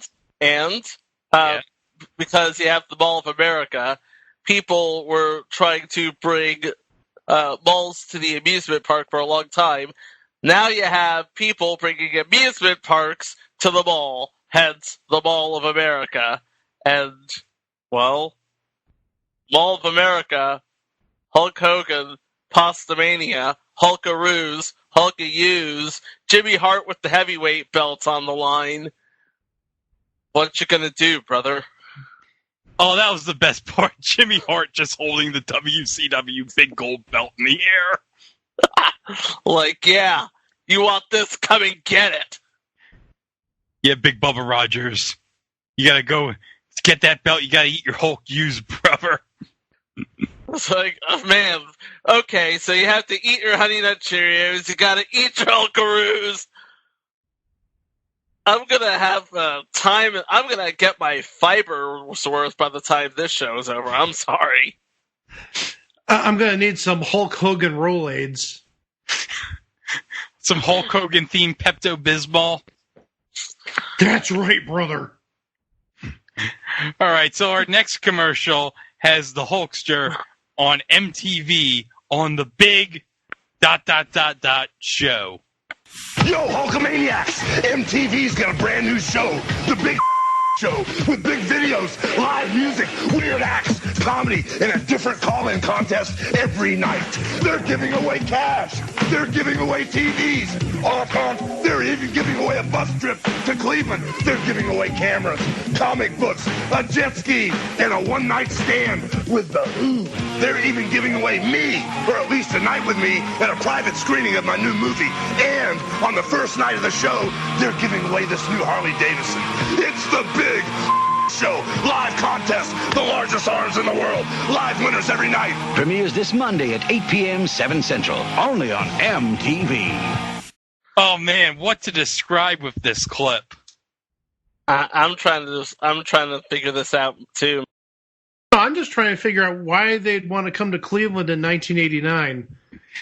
I mean, the Rock Hall wouldn't be built for another 6 years or so. The Indians were the laughingstock of baseball. I don't know. Well, the WWF was at Richfield Coliseum all the time. Yeah, true. But, I mean, even Richfield Coliseum is about 30 miles south of Cleveland. It's almost closer to Akron than Cleveland. But, man, the prizes that they were giving away. They were giving away a trip to see The Who. They're giving away cash. They're giving away. They even tried to give away the Hulkster. Well, at least a night with the Hulkster at the premiere of his new movie, No Holds Barred. Oh man, if we ever do that Patreon spin-off podcast, It Was a Thing at the Movies. That's gonna be one of the first shows we do, along with the Talking Cat and LaQuisha. Oh, jeez. Yeah, we're gonna talk about the greatness of Kurt Fuller and No Holds Barred. Damn it. Because, God damn it, we need to discuss how great Kurt Fuller is. But also, they gave away a Harley Davidson on the premiere. Yes. It's like they were giving away a lot of stuff in the short runtime of that show. Yeah. And I also love that the title is The Big... the Big Bleep Show. So, yeah. It's kind of funny. Considering the Hulkster doesn't fight the Big Show until, like, another 6 years on the roof of Cobo Hall. Oh, by the way, that's going to be a future entry. Hulk Hogan versus the Big Show. Hold up. Let me... Hold up. Mike's going to die when I type this. Hold on a second. The time... Hulk Hogan. Hold up. And the Big Show. That is... Oh... Hold on. Had a truck edge on the group. And Hulk.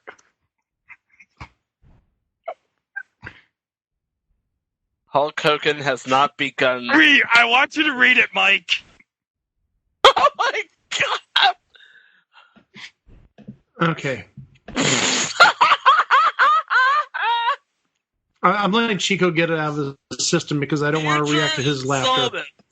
The time Hulk. No, hold on. Let me read it. I want him to read it out loud. I want you to read it out loud, Mike. Yes, Mike. Read it out. Read this out loud. 1189. The time Hulk Hogan and the Big Show had a sumo monster truck match on the roof of Cobo Hall, and Hulk was trying off by a monkey.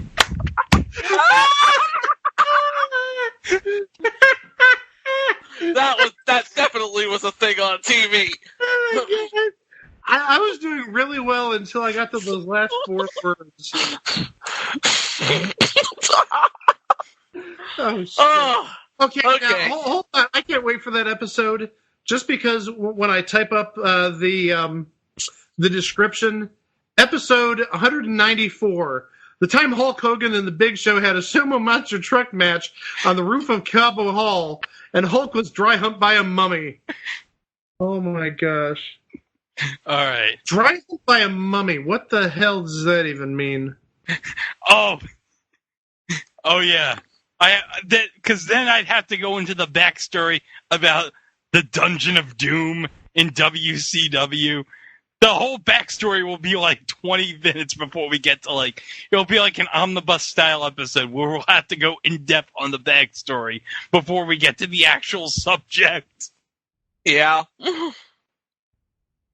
Oh my god. Okay. I got it all out of my system. All right. That's... And it's a good thing, too, because Hulk Hogan has not yet begun to sell out. No. We've had Hulk Hogan for Cheerios. We've had Hulk Hogan for Pastamania. We've had Hulk Hogan for deodorant. Now get ready, because Hulk Hogan is coming to clean your house. Brother. Oh no, not crayon on the wall. Under stress? Got a mess? Hi, Hulk Hogan here for Pumex. Watch how easy.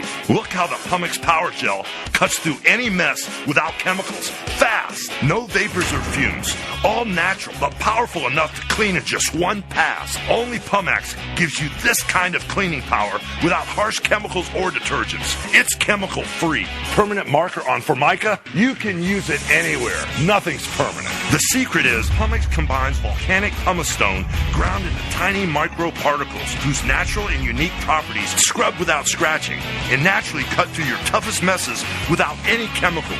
Pumex puts the power of pumice in the palm of your hand. Pumex is powerful enough to cut through soap scum and hard water stains with just one pass, but won't scratch mirrors or glass. But remember, only Pumex is chemical free, so it's safe to clean marker off little hands. Take Pumex outside. Get your barbecues ready for dinner time. You can use Pumex on anything. Normally, a 4-ounce tube of Pumex Power Gel sells for $9.95. But if you call right now, I'm going to Hulkicize it to the giant 8-ounce Pumex Power Gel. That's 4 more ounces free. Here's the best part. Call right now and get the Pumex concentrate free.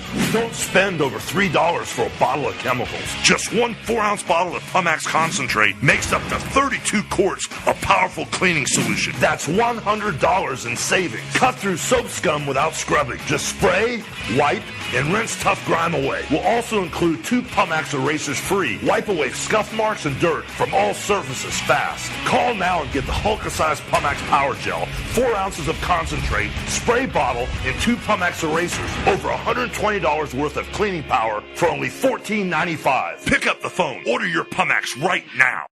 I don't know about you, but I want to clean my bathroom right now. Oh, man. This Pumex is amazing. It can clean anything. It's all natural. It is all natural. Isn't it just repurposed lava soap? Yeah. Well, that's what lava was. Yeah, it was pumice. It cleans with the power of pumice. It has pumice microparticles. You can scrub without scratching, guys. I know. Also, I don't want to surprise you, but if you go to Pumex.com, guess what? What? It's available for purchase. Oh, we could probably buy it. How much does that cost? $14.95 plus postage. I don't know. No, I think he's talking about the website. Oh, the owner of Pumex.com is offering it for sale for an asking price of 5,500 euros. Well, yeah. Well, No. shit, if I didn't lose all that money in the stock market the last 2 weeks. That's why you should never invest in the stock market, kids. Invest in Pumex.com instead. I do like that, right now, if you order, you can get it Hulkicized. Hulkicized. Which is really just double the regular size. Yep. All right, so next we're going to go into a series of phone ads. Now, guys, you remember back in the day when, along with calling ads, you had ads for numbers that began with 1010, like 1010 321 and the like. Uh-huh. Yeah, that was about 25 years ago, yeah. So we had ads for 1010 220 that the Hulkster did back in around 1999 to 2000. And so we have a trio of ads, one with Alf, one with Terry Bradshaw, and one with Mike Piazza. Enjoy, folks. My friends call me sensitive. I guess I am a bit. I really want to call them, but I simply can't commit. Hey you! Me thinketh, that stinketh. Alf, it's about 10, 10, 220. Well, don't forget the best part. 99 cents for all calls up to 20 minutes. It's cheap. Right about that. I want to write about no monthly commitment, dude. What about no signing up? Yeah, I like that. Brother. Obviously from another mother. Dial 1010-220. Swan. Be a swan. I don't think I'm swan material. Sorry, kind of new at this. That's okay. It's good to try new things. That's what I tell people about 10-10-220. I use that. All my calls up to 20 minutes are 99 cents. I haven't signed up for that. You don't have to. Just dial 10-10-220, then 1 and the number. That's easy. It sure is. I knew you could do it. Help, I think I'm stuck. Dial 10-10-220. They call this art? I'll tell you what I call it, brother. It symbolizes my frustration of committing to a phone plan I don't always need. You should be dialing 10-10-220, little dude. Yeah, it's a great phone service with no monthly commitment. With 10-10-220, all calls up to 20 minutes are 99 cents. It's cheap, whether you use it a little or a lot. That is a great deal. Now, this speaks to me. It says cheap. Dial 10-10-220. Brother. All right, I don't know about you guys, but Mike Piazza looks weird without a mustache. Thank you, Chico. Thank you. That was the first thing I was going to say. Yeah, this was probably at the Ricky Vaughn at the start of Major League 2 phase of Mike Piazza's career. Ah, that explains it. This must have been right around the time he got traded to the Florida Marlins. And had to get something, had to have a new look for South Beach. I don't know. And then a week later, he got traded to the Mets. Thank you, Mike Francesa and Chris Russo, by the way. Mike and the Mad Dog era. That was about 10-10. That was about the same time as the 10-10 numbers. And of course, if you were to call the 10-10 numbers nowadays, they would be a lot more expensive, I think. Yeah. Or if the fine folks at Oddity Archive are correct. But not only that, but come on, Alf. The Hulkster with Alf. That was about 7 or 8 years after Alf's shelf life expired. Yeah, that's about 4 or 5 years after Alf the Pog. Remember Alf? He's back in Pog form. Well, also, let's remember that Alf had a TV movie. Project Alf was 96, yeah. So this would have been about the time of and of course there was the TV Land talk show that Alf did. Oh, I forgot about the TV Land talk show. No, not just the talk show. Future installment, the Alf TV Land talk show. Plus also another reason I mentioned Project Alf. Who played Dr. Warner in the Project Alf movie? Ed Begley Jr. Oh, yeah. He probably was doing that while in between when he was probably murdering some people. Oh, wait a minute. I just remembered. Ed Begley Jr. was also in Santa with Muscles with Hulk Hogan as the villain of the movie. That's another thing we're going to have on our spin-off Patreon podcast one day. Santa with Muscles. Yes. So, guys, what do we have to say about the Terry Bradshaw 10-10-220 ad? He was definitely trying to branch out from his Fox NFL persona. He was starting to enter extreme shill mode, too, at this time. Yeah. But also, who knew that he could do ballet, or at least attempt to do ballet? Also a good singer, from what I understand. He was on The Masked Singer, so it's very true. Although not as good as T-Pain, let's be honest. Mm-hmm. But certainly better than Sarah Palin. Can't rap for bears. No. All right. Okay, so we talked about Alf. We talked about Mike Piazza. And we talked. Okay, we covered everything then. So let's go into Pastamania. What in the world is this? Again, just thank your lucky stars. This is not a video podcast. Okay, let's take a look at this.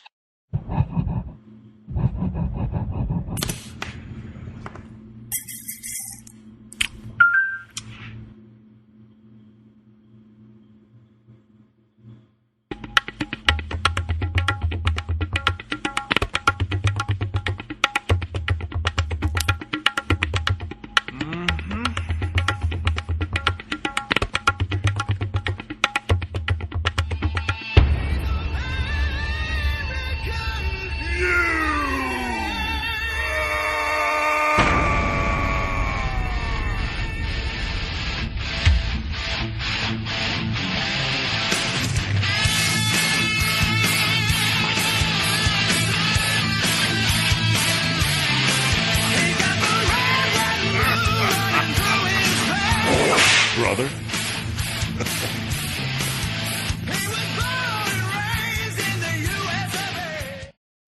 With the sound-alike version of not real American Made is WCW theme. Yeah. His WCW American Made theme. Because again, this would be around the same time that he was making it big in WCW. And also around the time where hosting websites was a big thing. Yeah. It's still a big thing. Oh, it's quite the big thing, but this is when it was just getting started. Yeah. Also, and also about 10 years before Miley Cyrus thought No, this is 2013. Yeah, this is wait, what? Yes! This is the time of Wrecking Ball, yes! Yeah, this is 2013, so this is right about the time that Miley Cyrus did the Wrecking Ball. I thought this was... This is 2013. Yeah. Okay. I don't blame Chico, because this is the timeless ad. This one's weird. I'm wondering why Hulk Hogan, first off, is using crayons. But also, did you guys notice he only had 2-color crayons? Yes. He had red and he had yellow. Yeah, that wasn't him. Yeah, that was the guy who looked like the Hulkster. No, it may have looked like the Hulkster. You're yeah, sure it wasn't him. Yes, because that's one of his most famous fans that just happens to look like him. Mm-hmm. You're kidding! Oh my god! I'm not kidding you, because I've seen him outside ringside at King of the Ring, WWF King of the Ring '93, and some WCW pay-per-views around '94, '95. Yes, that's amazing. Yes. Well, the other takeaway, and again, thank heavens this isn't a video podcast. Oh, we got to describe this. Yeah. So Hulk Hogan at this time would have been about 60 years old, since we said it was 2013. And he comes in on this Wrecking Ball. Well, to start off with, he's wearing wrestling tights, if you will, like he probably would have worn in the ring. Yeah. But then after he kicks this guy in the face on the Wrecking Ball, suddenly he's wearing a black man thong. Yeah. And the Wrecking Ball is spinning around, so you get a couple of clear shots of Hulk Hogan's posterior. Not only that, but he slaps it, baby. He slaps like the side of his thigh, but, I mean, you could, yeah, oh my gosh. Thank heavens this is an audio podcast. All right, guys. But now we've saved it for the main event, the crescendo of this show. And this didn't air here, baby. This aired all the way in the land of the rising sun in Japan. Because as we all know, Americans love to do Japanese commercials. In fact, one of future subjects we're going to cover is the Twin Peaks Georgia coffee ads from Japan.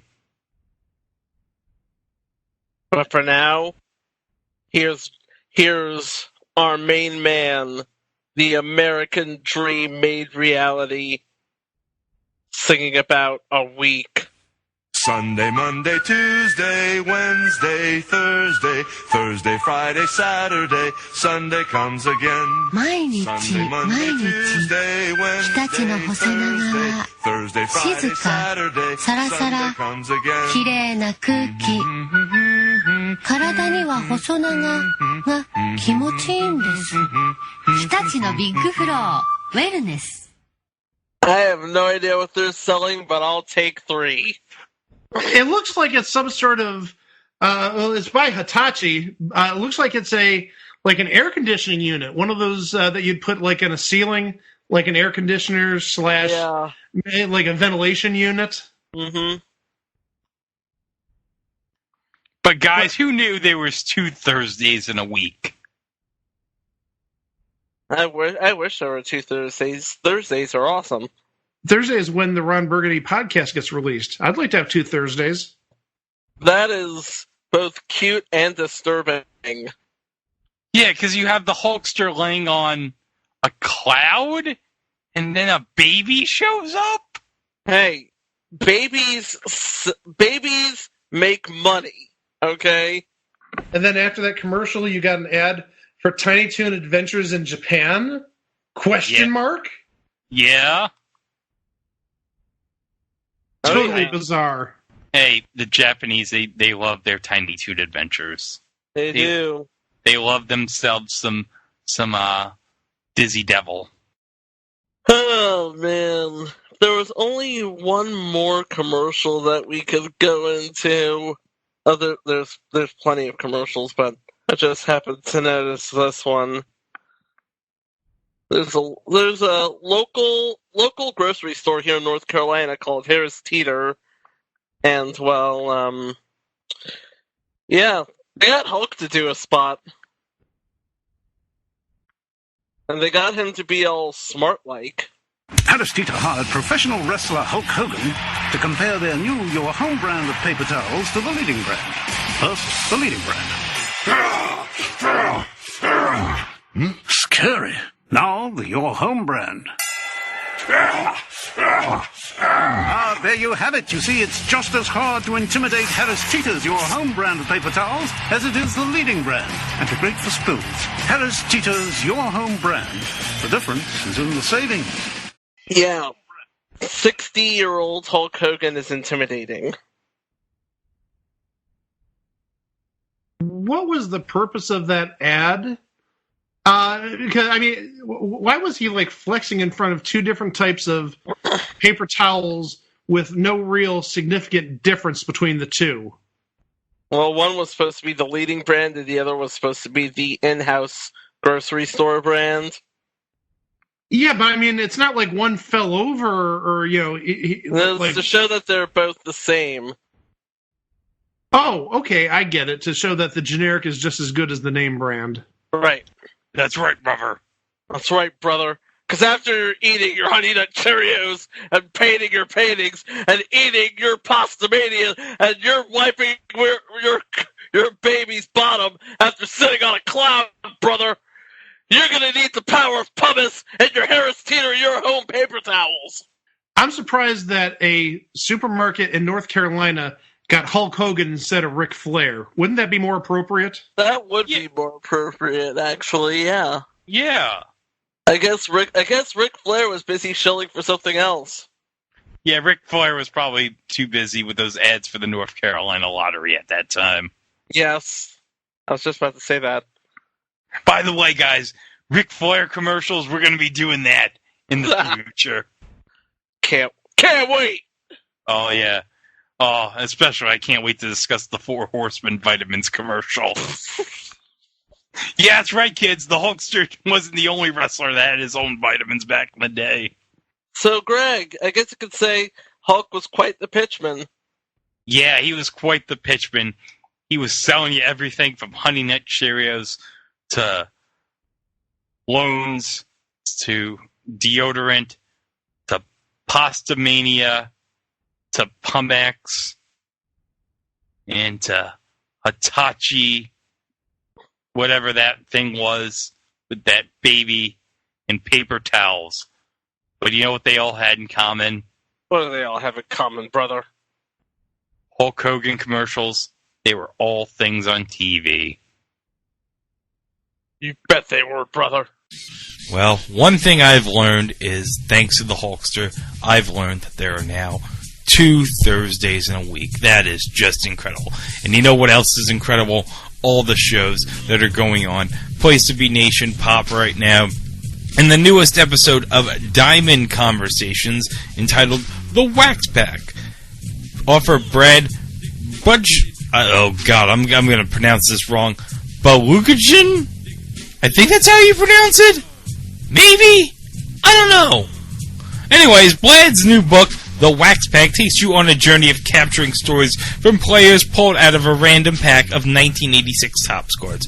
Brad went on across the United States in search of these players and finds out more than he anticipated about the heroes of the Diamond. Well, I'll tell you what, I'm down for anything involving old school tops, although personally, I'm more of a fan of the 1987 tops with the wood design, although Mike very much disagrees with me. He hates that series because they overproduced that series like crazy, but I don't care. 87 tops, always the best, and that should be a fun episode of Diamond Conversations. In the latest Laugh in Theater special, the gang reviewed The Naked Gun 2.5, The Smell of Fear, a personal favorite of mine. As always, of course, I love it. I love it. I said I love it. Okay.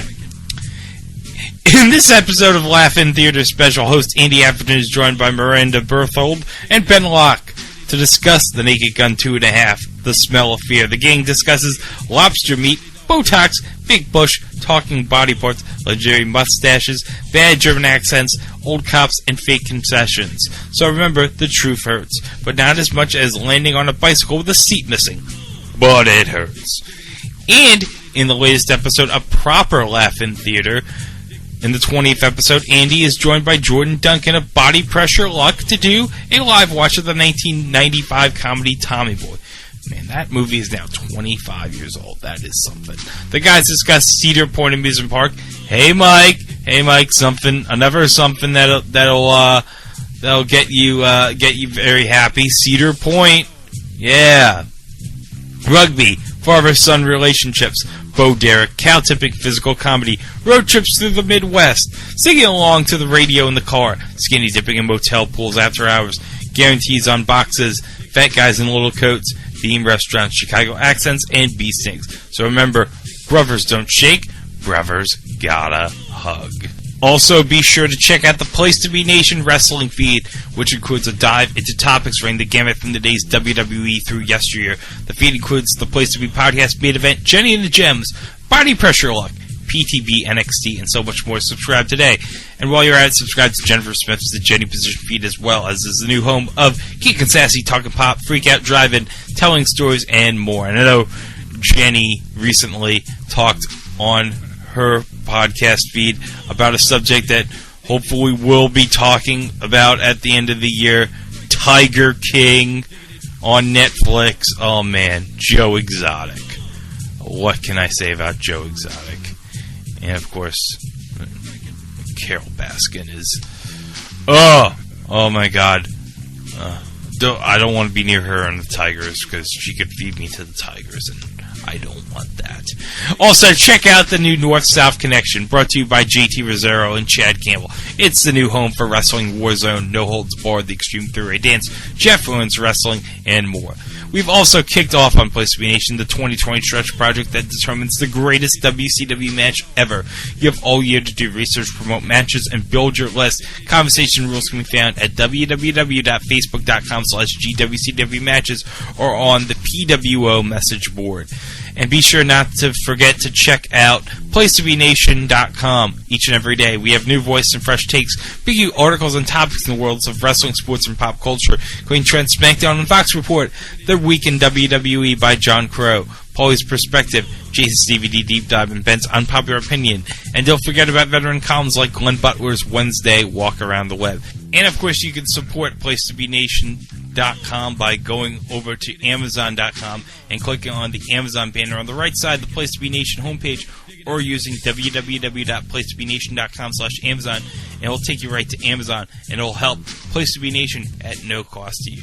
So we've talked about the Dana Carvey Show, or the Diet Mug Root Beer Dana Carvey Show, or the Szechuan Dynasty Dana Carvey Show, or the Pepsi Stuffed Dana, or whatever the millions of sponsors well, no, in that case, only about 5 or 6 associated with PepsiCo and any other brands. But, anyways, we talked about the Dana Carvey Show, we talked about the various weird commercials the Hulkster has done, and now we talk about a show near and dear to our hearts, another show that involves Robert Smigel on this triad of episodes, as we talk about Comedy Central's TV Funhouse from late 2000, early 2001. Enjoy, folks! Hi there, Mike here. Thanks for listening, and I hope you're surviving this pandemic, the little crisis we're having right now, just fine. We thank you for finding our show. If you just happen to stumble upon it while looking for podcasts, or if you've been with us since day one, thank you so much. Please stay well, stay healthy, stay at home, and please, if you go out, utilize social distancing. We don't want any of our listeners or anybody to get sick. Please, we need to flatten the curve. And now with that, here's our show. Episode 44. Submission 172. TV Funhouse. Comedy Central's TV Funhouse. Indeed. Comedy Central's TV Funhouse aired from December 6th of 2000 to January 24th of 2001 for 8 episodes.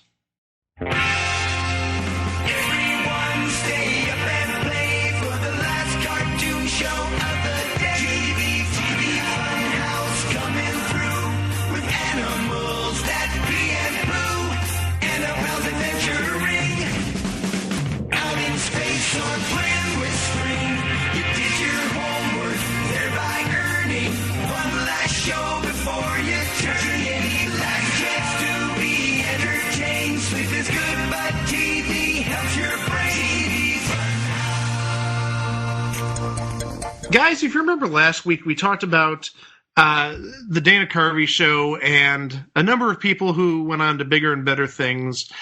We talked about Steve Carell, and we talked about Stephen Colbert. We also mentioned Robert Smigel and Dino Stamatopoulos, among other names.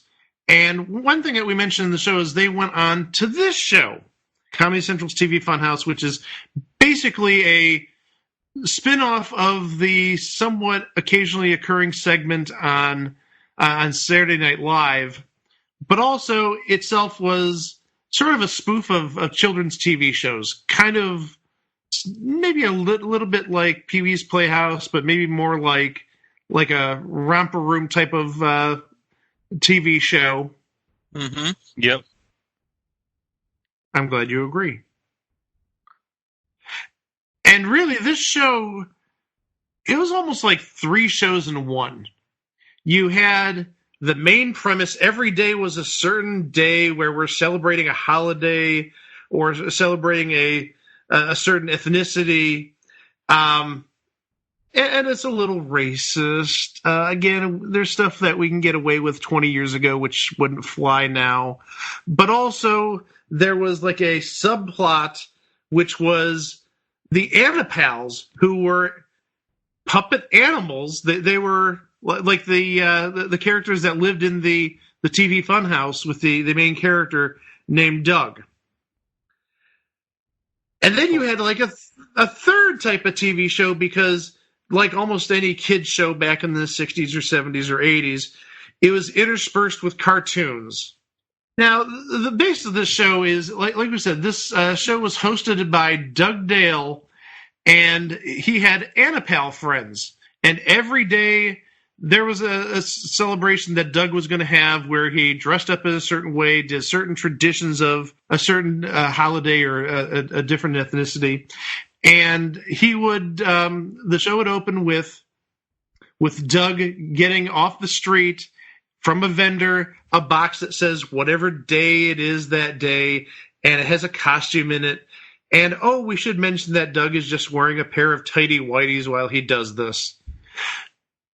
Beautiful image, I know. That's scary. Yes, and he's apparently in New York City. A lot of taxis. He's in New York City. A lot of taxis. And here's the thing: everything in the opening sequence is meant to mimic like photo stills. Yes, but he's the only one that's in on the joke, so to speak. Yes, you see the taxis actually drive around him or swerve around him.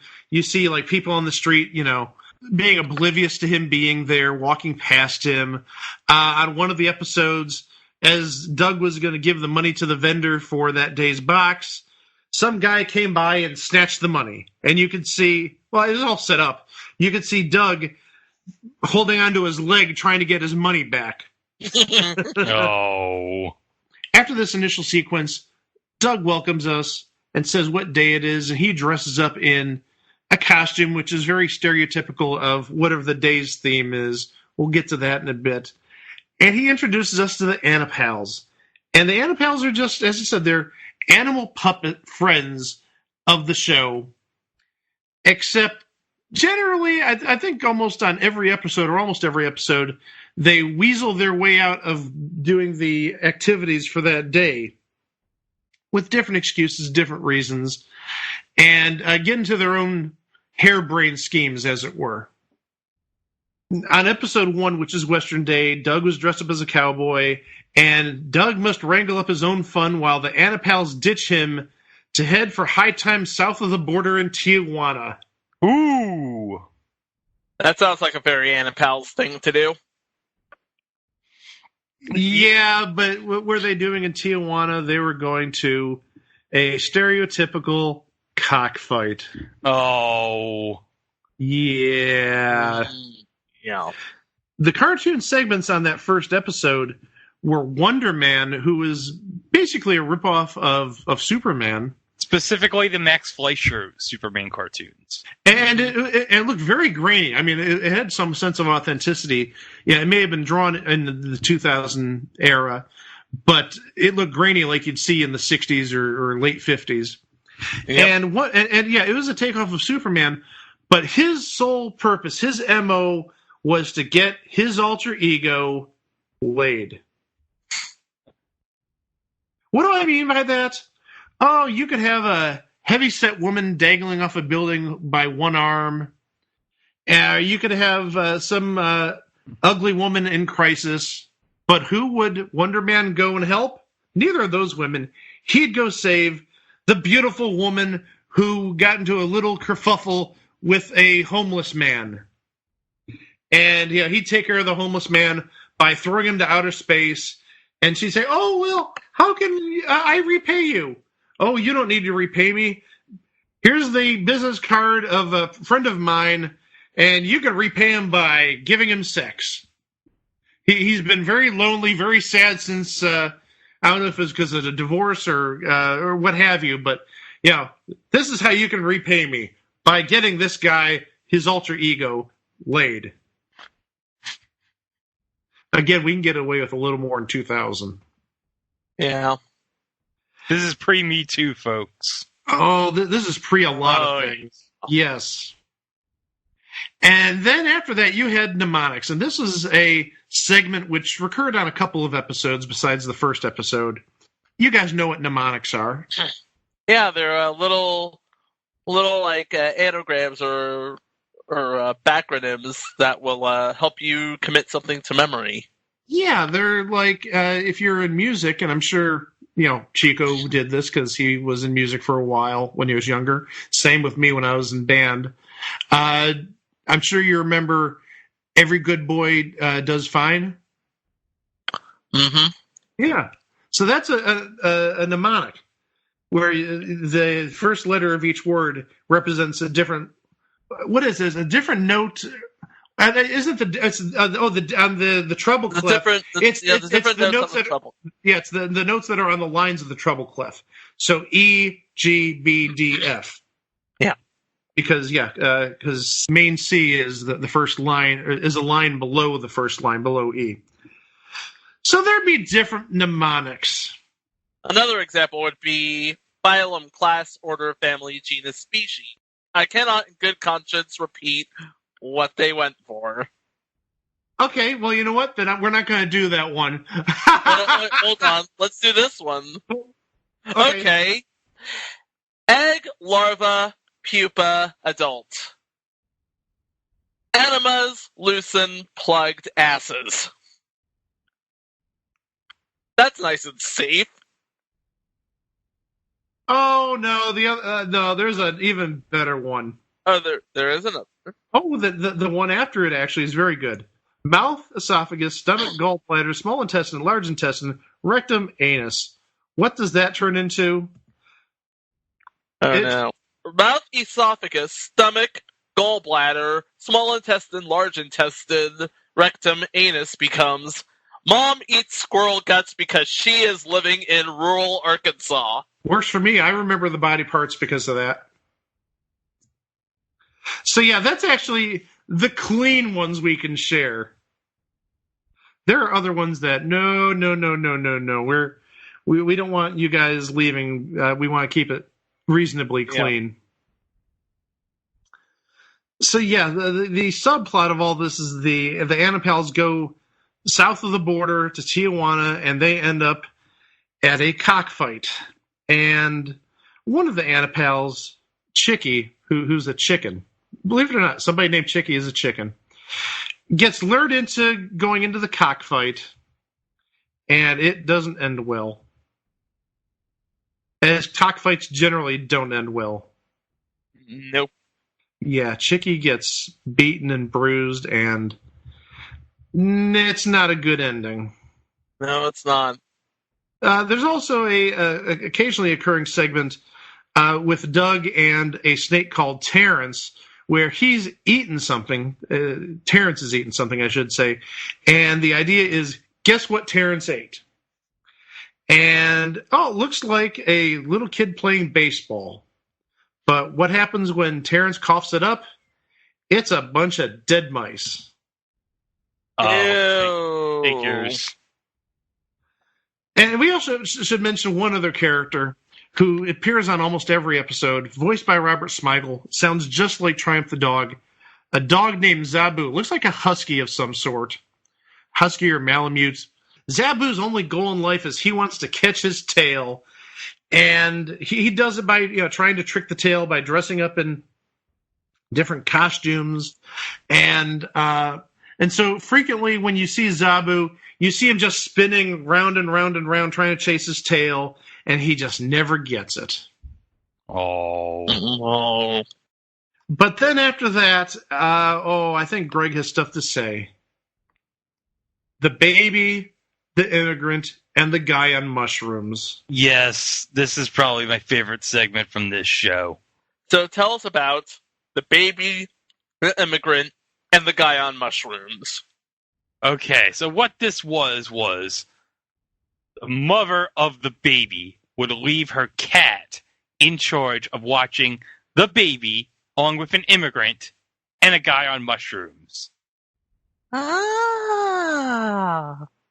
Oh. And the thing of it is, you would think that watching a baby, an immigrant, and a guy on mushrooms would be easy, except they get excited really, really easily. Yeah, they get easily distracted by things, causing them to wander off while the cat is distracted by something. And in this initial episode, the baby, the immigrant, and the guy on mushrooms actually end up on a construction site, walking on a steel beam, not unlike something you would have seen in like a Tom and Jerry cartoon or back in the old days. I'm thinking like a silent movie, like a, who was it? Like Buster Keaton or somebody like that? Charlie Chaplin or someone. Charlie Chaplin, that's who, yeah, exactly. And ultimately, Artemis the cat saves the day, albeit, getting in some sort of injury, some sort of scrap while doing it. But he gets the baby, the immigrant, and the guy on mushrooms back in the house by the time the homeowner comes back home. Yes, and usually she brings something back for the baby, the immigrant, and the guy on mushrooms. Yes. And then it'd be like, ah! Oh! Oh! And the joke is that they would get something that was meant for somebody else. The baby would get a mini Statue of Liberty. The immigrant would get a lava lamp. And the guy on mushrooms would get a rattle. At least on the first episode. At least on the first episode, yeah. And what would Artemis get? A toy mouse. Ah. Which he can't use because he's all injured, wrapped up in bandages. Right. That sucks for Artemis. It does.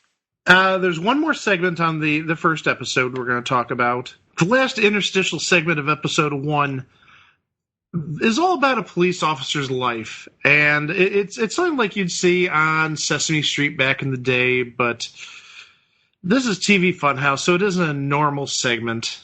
I remember the policeman jumping into the East River in one part of this. I'm watching it right now, yeah. Yes, the police officer jumps into the East River. He's prancing around the police station naked. He's crying himself to sleep. He's sitting at his desk eating a big bowl of chili. Hey, you said that police officer was striding around naked? He was prancing around naked in the police station, yes. You think he ever ran into Herb Abrams? Oh, jeez. No. That's the subject for another show. And he ends up trying to shoot the mayor.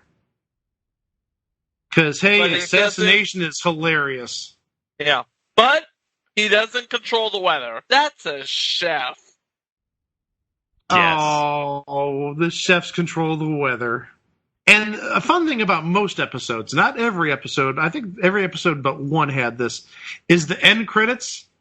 It reused the same type of music as the opening theme, but put lyrics to it, which basically summarize the entire episode. Not necessarily the cartoons, but the different stuff the Annapals got into and what happened with Doug. And I think we're going to throw in the closing theme to the first episode right here so you know what we're talking about.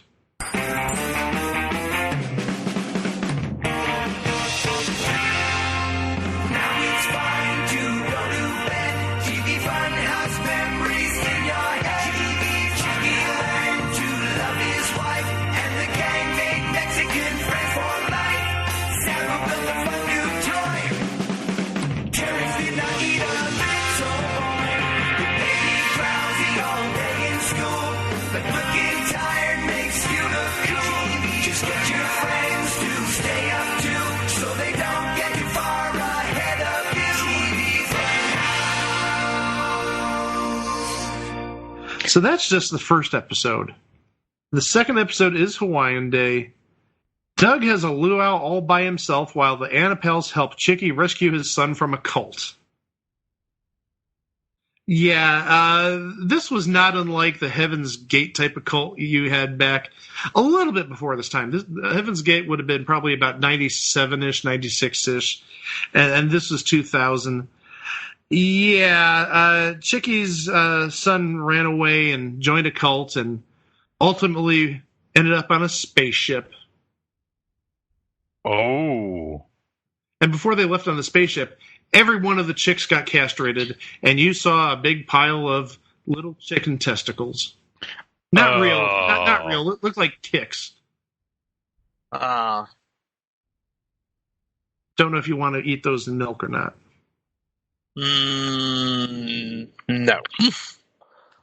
The first cartoon in this show is Kidder, Downey, and Hesh, which is basically a private investigative firm made up of Margot Kidder, Robert Downey Jr., and Anne Hesh. Now, for background, this is in 2000. Yes. When Robert Downey Jr. was not exactly clean. Yeah, because if you'll remember, like by 2008, by the time he was going to do the first Iron Man movie, like Marvel Studios had to get assurances that Robert Downey Jr. would be A-okay to do it. And he's been clean ever since. So. Yeah, basically. And in demand. Oh yes. I mean, now he's earned has had so much credit from doing Marvel movies that he could do something like Doolittle and like no one will care. Right. So what the general idea of this Prev investigative service is that Margot Kidder and Robert Downey Jr. and Anne Heche basically break into people's homes looking for a lost dog. But they're so strung out on medications or what have you that they think they're looking for different animals, a tiger, an owl. It was a little... It's definitely dated. It's not something you'd necessarily associate nowadays because Robert Downey Jr., as we mentioned, is just a humongous star. Anne Heche sort of has been kind of off the radar for the last 15 to 20 years. And Margot Kidder, I think, is deceased. Yes, she was deceased. She was deceased, and no joke, she was fed by wolves. Isn't that timely, considering we've been watching Tiger King this week? Speak for yourself. I don't know what I'm missing, and I don't want to know if I want to know what I'm missing. Oh, you want to see Tiger King, baby? You need to see it. Oh, no. That might be an entry later on. We'll have to see what happens. We'll talk about it after the show. Next is a bit called "Overcoming Bowel Movements: A Teenager's Guide to Self-Control." Overcoming bowel movements is a PSA not unlike maybe a movie you might have seen in school when you were younger, especially something from the 50s or 60s if you were of a certain age where you'd pull out the film reel and watch a 5-minute movie on why you shouldn't do this, and Johnny shows us the repercussions if you drink and drive or if you do something bad. Well, that's sort of like this. Imagine if this was an educational film where the topic is something like self-stimulation, if you will.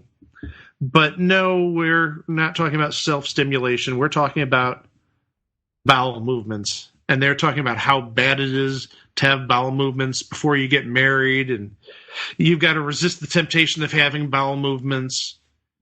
Rather apropos, given that they talk a lot about toilet paper on this film.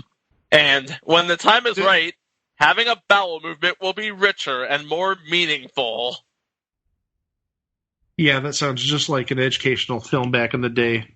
It ends with a guy committing himself to a roll of toilet paper. You guys remember toilet paper, right?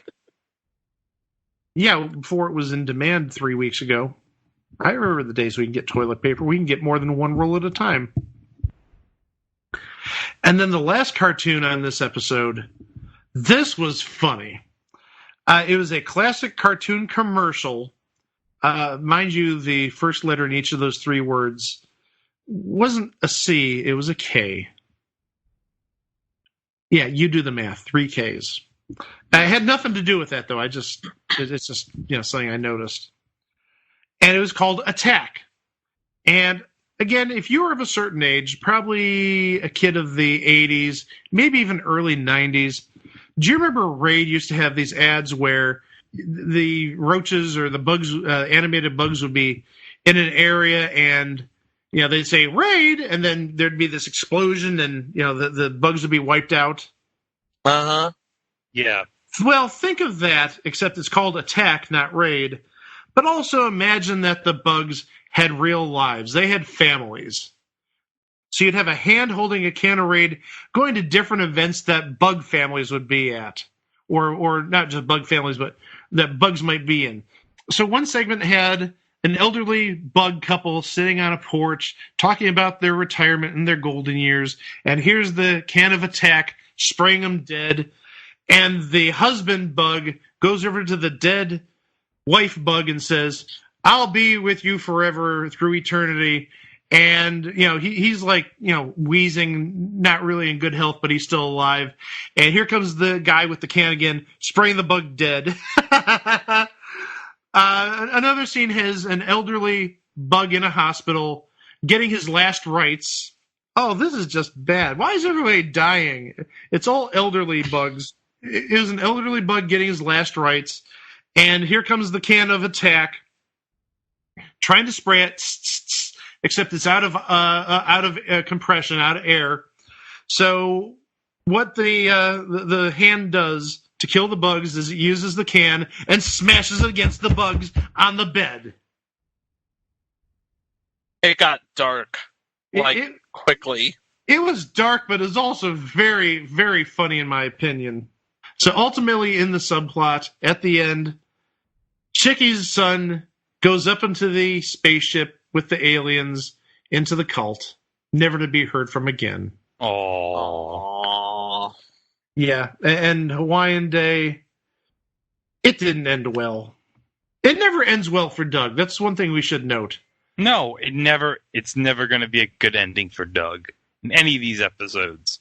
There was one segment on the Hawaii Day episode which might have pissed off people a little bit.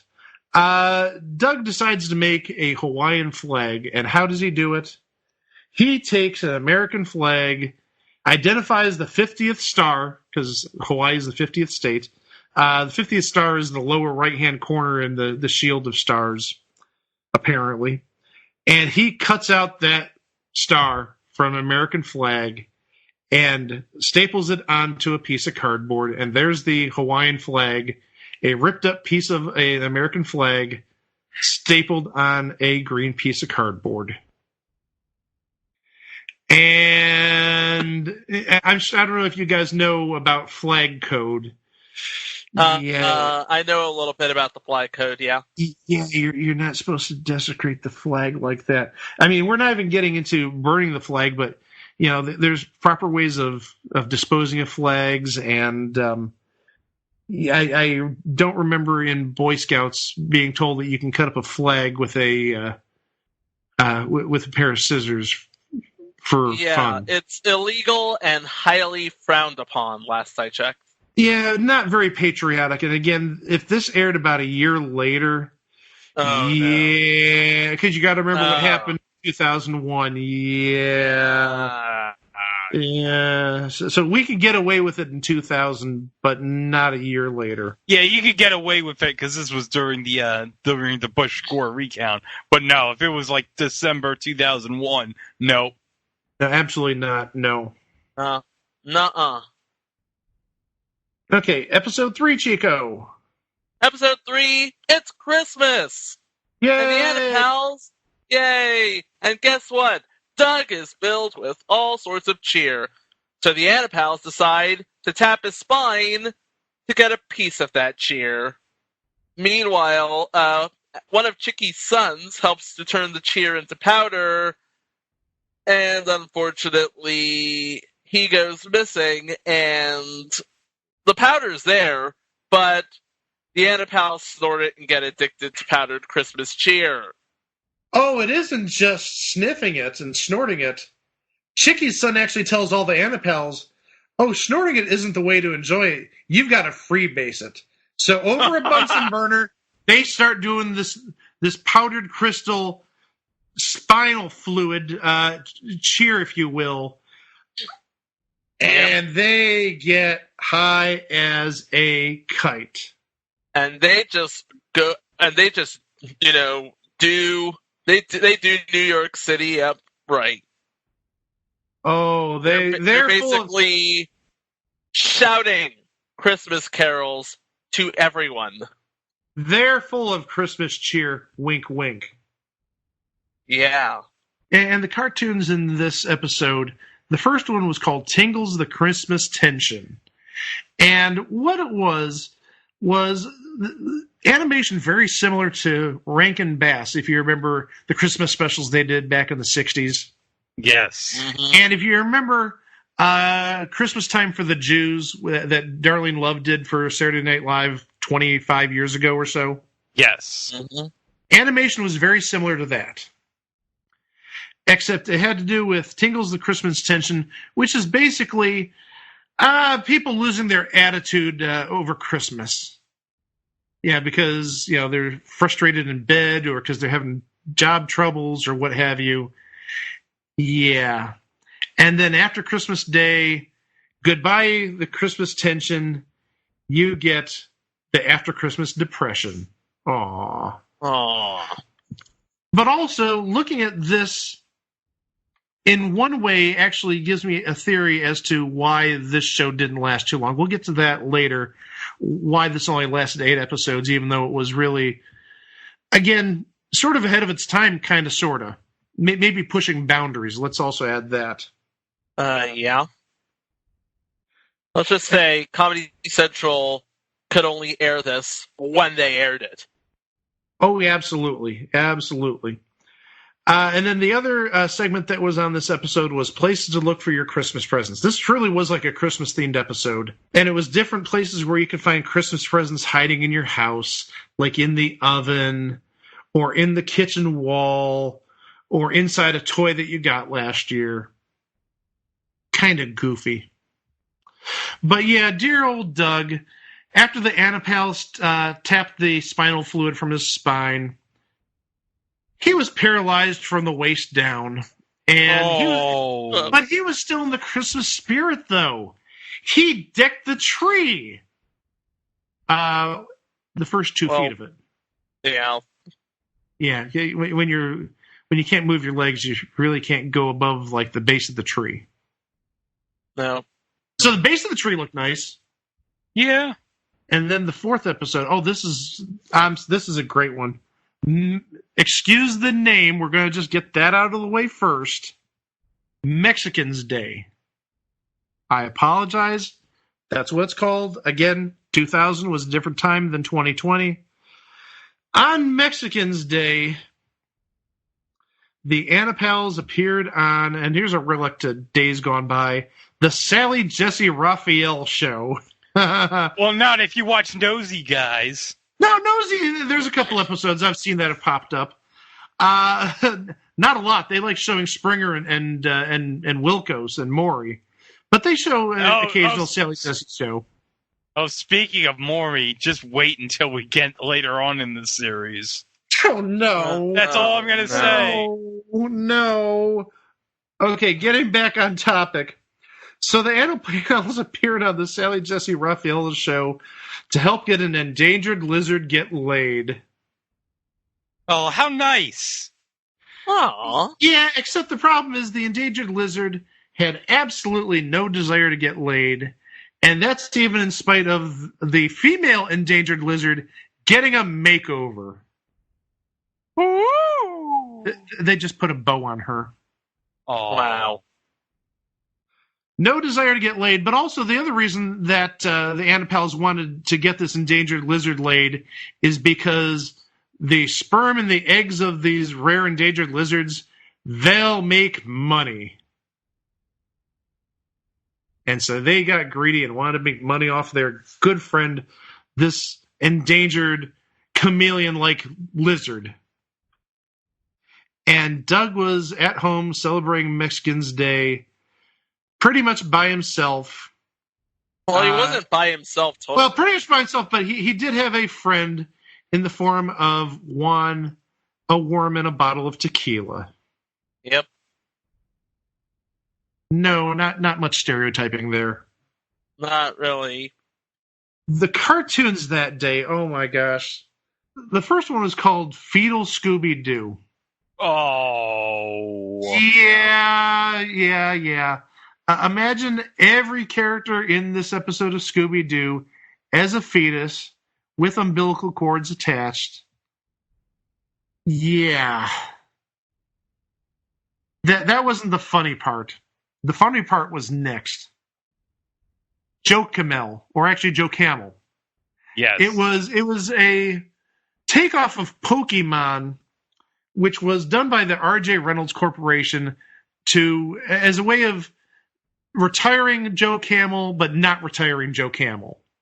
So he was turned into a Pokemon-type creature called Joe Camel, or Joe Camel. And all the characters in this Pokemon spoof looked like genitalia. Joe Camel's nose looked like a big penis. And there were characters who looked like a pair of breasts and who looked like a behind.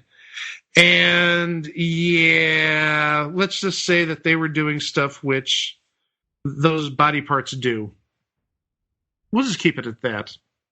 I'm watching this in real time here. Yeah. I can attest to everything that Mike is saying. And the bonus is there are commercials within the show advertising Joe Camel everything. Yeah, and then wait till you get to the end. The end advertisements / like the end of the show is all the different Joe Camel products you can get, but not cigarettes. Yet they show cigarette packs in the in the little in showing what the products are. Okay, Chico. This ain't even right. It's not right. No, it is not right. It's wrong in a number of ways. It is. I mean, I'll admit, I laughed. I thought it was hilarious, but it's not necessarily appropriate for everybody. I don't think it's appropriate for anybody. You could make that case too. And then the last segment on this episode was mnemonics. Again, more mnemonics in case you need more goofy ways of remembering different things. And at the end, Doug celebrates Mexican days with Juan the tequila worm, and he ends up eating Juan the tequila worm at the end. Well, you're supposed to eat the worm. Yes, you are. I was just about to say. Yeah. So, R.I.P. Juan, but it was for a good cause, my buddy. And then episode 5, I need to put in the second DVD, because that's just disc 1. Yep. Well, while you do that, I can tell you right now it is New Year's resolutions / Caveman Day. Oh, yes. The Annapals spend almost the entire episode in a sauna saying what their New Year's resolutions are. Some good, some bad. But all of them are probably broken within the first 5 minutes. No, actually, some lasted some time. Hojo, who's a turtle, wants to learn how to play the saxophone. That doesn't go very well because turtles are small and saxophones are big. Fogey, the dog, must resist eating his own poop and goes as far as buying a product known as I can't believe it's not poop.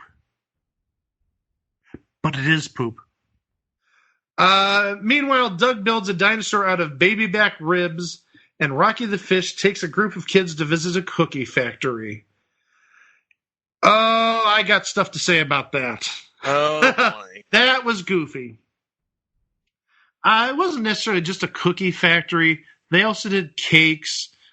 And basically, with this group of kids, everything was, go ahead, kids, try it. So there'd be raw cookie dough. Go ahead, kids. Have a sample. Go try some. And then there'd be regular cookies. And then, oh, well, here's the ingredients we use to make the cookies. Here's butter, Crisco, and margarine. Go have some butter, margarine, and Crisco, kids. Oh.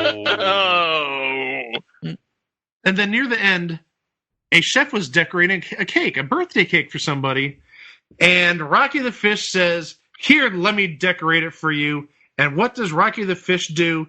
He spurts out row, trying to spell happy birthday. Except he only gets about as far as about the I in birthday, and then just totally ruins it. Because, well, you got to remember, Rocky's a fish. He needs waters to survive. Yeah. So kids had to splash water on him. And so the cake's all wet and ruined. And there's just this fake, we'll assume it's fake, row everywhere. And it doesn't spell anything. It's a mess. But hey, the kids had a good day at the cookie factory. And the main part of the episode for Caveman Day was just Doug building a dinosaur out of baby back rib bones. Doug's costume ended up eating the remains of the baby back rib bones, because Doug's costume was made up of animals, cats, and dogs, puppets, mind you. No animals were harmed in the filming of this show, that were all super glued or hot glued together. So all these puppets started eating the bones of this dinosaur. And oh gosh, the first cartoon here, it's bad. Yeah, it's offensive. It's Mischievous Mitchell. A takeoff of Dennis the Menace. Except Mischievous Mitchell is extremely, extremely racist. He had a plan to feed a Jewish family ham. So when things go awry, the neighbor, Mr. Wilton, he comes to get his supplies that Mitchell stole from his garage. And while trying to gather up his stuff, a paint can flies, lands on his head, and a paintbrush flies and lands on his mouth. And ultimately, he looks like Hitler. Yeah. Again, we can't really get away with these jokes in 2020. No. And we barely got away with it in 2000. So the other cartoon on this episode was pretty much a takeoff of music band cartoons at the time, like how the Jacksons had a cartoon and the Beatles had a cartoon. And what was the other one that you mentioned, Chico? The Osmonds. The Osmonds. Oh my gosh! Yes, everybody had a cartoon. Everybody had a cartoon. The Osmonds had a cartoon. Jeez. Everybody had a cartoon back in the 70s. Yep. So they took off on this by doing a Black Sabbath cartoon. And mind you, this is about a year and a half, 2 years before the Osbournes became really popular. Mm-hmm. But even then, they showed Ozzy having a very bizarre side.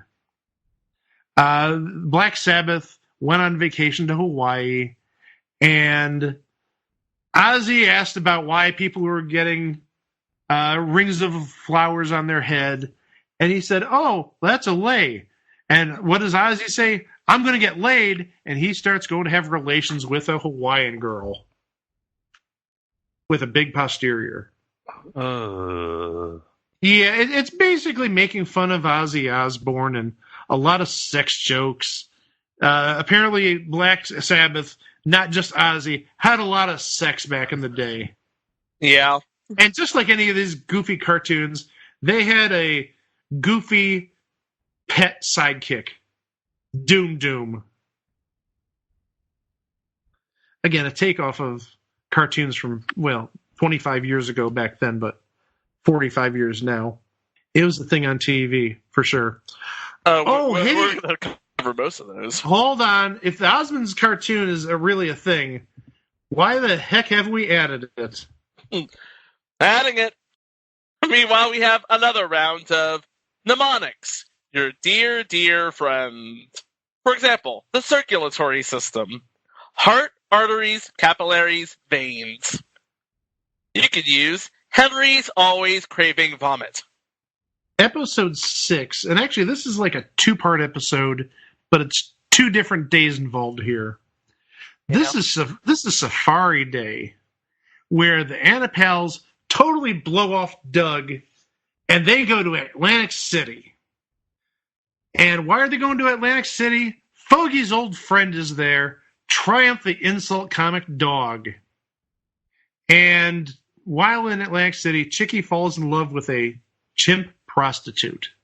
So the Annapals went to go see Triumph playing at, I apologize for saying this name, the Trump Marina. One of the many Trump properties in Atlantic City back in the early 2000s. So we can be assured that probably went bankrupt. Oh, absolutely. If it didn't get bankrupt, it probably got swept away with Superstorm Sandy back in 2012. Atlantic City nowadays is not like the Atlantic City in 2000 or even like the 80s. And while in Atlantic City, the Annapals, they met a superstar by the name of Robert Goulet. Jingle bells, Batman smells, Robin laid an egg, Batmobile lost its wheel and the Joker got away. Hey, I'm sorry, kid. Nothing. No, nothing. I'm sorry. Oh. No. That's one of the best Simpsons segments ever. Sorry. He's not wrong, you know. I'm so sorry. So this episode basically just features the exploits of the Annapels in Atlantic City, ultimately meeting up with Robert Goulet. Meanwhile, back at home, Doug gets a horrible rash from a tropical plant.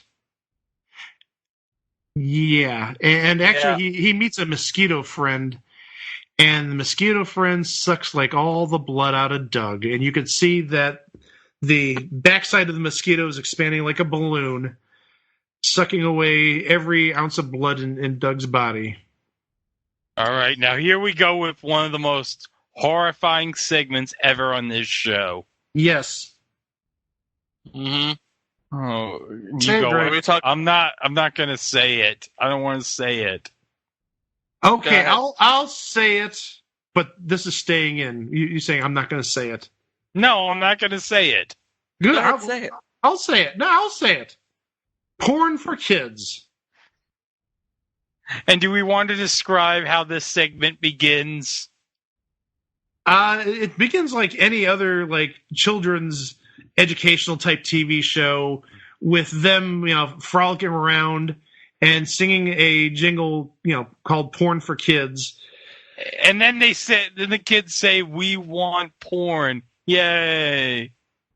Yeah, and they actually showed what I'm going to guess is a porn from, I'm going to guess probably the early 90s. Yes. Because it was something like Silence of the Loins, I believe. Silence of the Gams. Well, Loins, Gams, same difference. It's a friggin' porno movie.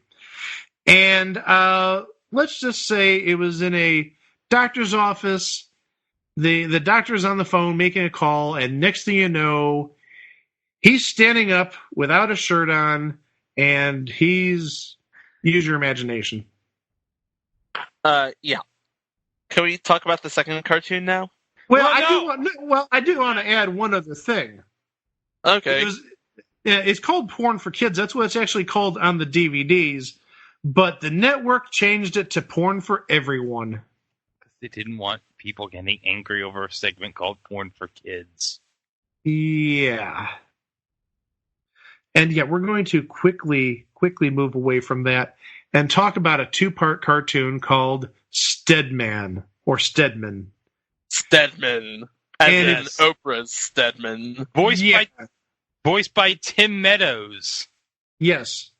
And if you don't know who Stedman is, again, back in like 2000, there were plenty of rumors involving Stedman and Oprah being a couple or getting married, but just never pulling the trigger for whatever reason. And so this sort of played off of that. Stedman actually was a secret agent in this episode. And what happened is, anytime Oprah wanted to get amorous with Stedman, the president of France just called me. I need to go to France immediately and fight Professor, whatever the professor's name, Professor Evil or Professor Doom or whatever. So Oprah would be like, okay, what do you need in order to beat Professor Doom? Oh, well, I need money. And so she'd just be like going into every nook and cranny where she has money saved. Here, is this enough money? $1.3 million? Yeah, just fine. He takes a plane over to France. And next thing you know, he's on the beach wearing a little bikini while 5 or 6 bikini clad women are around him willing to do whatever he wants. And Oprah gets some sort of vibe that something's wrong. So she goes to France to find him and finds Stedman in a hotel room with one of the bikini-clad women. And Oprah's like, what are you doing with this woman? And he said, woman, this is one of the arch enemies of Professor Doom or whoever it was. And he karate kicks the bikini-clad woman out the window. And now Oprah's all happy. Oh, okay, now that we're alone, let's make love. And Oprah gets down to some lingerie, and at first Stedman kicks invisible objects, which he claims are invisible robots. And in the meantime, trying to kick a quote-unquote invisible robot, he kicks Oprah in the head. She's unconscious, and he makes his brave escape. Yeah. So it was just a takeoff of, Oprah's lack of love or the lack of commitment by Stedman and Oprah. But as Greg said, Tim Meadows did a darn fine job of Stedman in this cartoon. Yes, he did. But now this continues into the 7th episode, because the 7th episode is Astronaut Day, and the Anapals are still in Atlantic City. There's a little bit of a problem for Triumph now because, Triumph, this is like an overtone for a lot of the shows, in case you haven't noticed. Triumph was trying to get it on with a poodle. Again? And unfortunately, this time, Triumph got stuck in a poodle. Stuck. In other words, stuck. Yeah, yes. He was stuck. Use your imagination. He was stuck inside a poodle. We get it. Yes. We know. And this happened right when he was going to do his big show in front of Robert Goulet. So he had a towel covering the poodle. And, the poodle was live. So it wasn't a puppet poodle. It was a live poodle with Triumph mounted, for lack of a better phrase, on the poodle's back. And so once the poodle started moving around, there goes the cover, and you see Triumph stuck, again, if you will, to the poodle. And Robert Goulet, all the Anapals and Triumph thought, oh gosh, he's blown it. The poodle comes over onto Robert Goulet's table and starts eating the sausage that Robert Goulet was eating. And Triumph's like, oh, I'm sorry, Mr. Goulet, this has been so horrible. And Robert Goulet says, what are you talking about? This is the funniest thing I've ever seen. So he was a success in the mind of Robert Goulet. And meanwhile, during Astronaut Day, back at home, Doug tries achieving weightlessness, and he does this in a variety of ways, including sticking a helium tank up his butt, figuring that helium, makes things rise. He thought if he filled himself with helium, he'd rise. And then he thought he was too heavy, so he decided to eat a bunch of weight loss pills, which were also laxatives. So for most of the rest of the show, you saw him on the toity.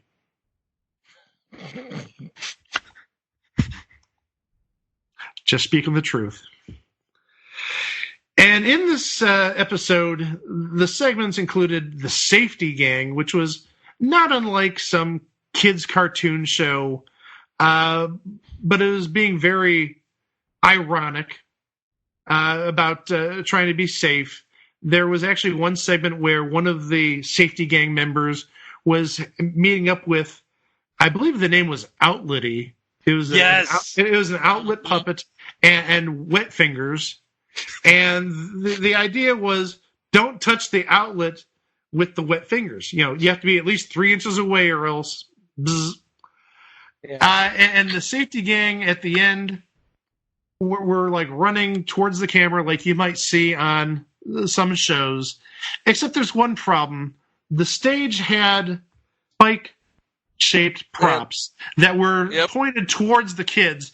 So the last thing you see is like the kids running into the spikes, stopping. The film stopped right before there, but you could see the fear in some of the kids' eyes that they're gonna get their eye poked out or they're gonna run headfirst into a spike. Again, a very ironic type of children's message there. You also had a takeoff of Behind the Music, if you remember that from VH1 back in the day, called The Great Leaders of History, and this was an episode about George Washington. And basically they talked about his exploits, his supposed friendship with Napoleon, and different things he did in his life, which were all false. In case you couldn't tell it was false, one of the events happened in like 1847, which, well, George Washington died in 1799. So, yeah, just a little fake. Don't take it as authentic. And then you had sort of another superhero segment called Captain Marginal, which wasn't really all that fun. Yeah. Okay, Greg has stuff to say. Okay. I was going to say, I didn't think it was all that funny, but obviously I think you disagree. No, I disagree, because this is supposed to be a take.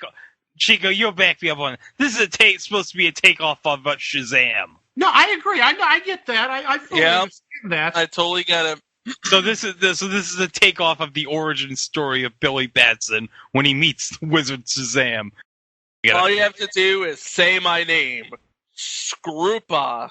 Scroopa! Scroopa is an acronym, you see. The S is for sperms of endearment. The K is for King Dong. The R is for romancing the bone. The E is for E.T. The A, the extra text. Yeah. And so on and so forth. And then the Billy Batson type character swears that he'll never ever use those powers ever. This he swears. Which fits right in with another exploit for the baby, the immigrant, and the guy on mushrooms. This time they're at an airport. Yeah, they end up, the baby, the immigrant, and the guy on mushrooms end up on a baggage carousel.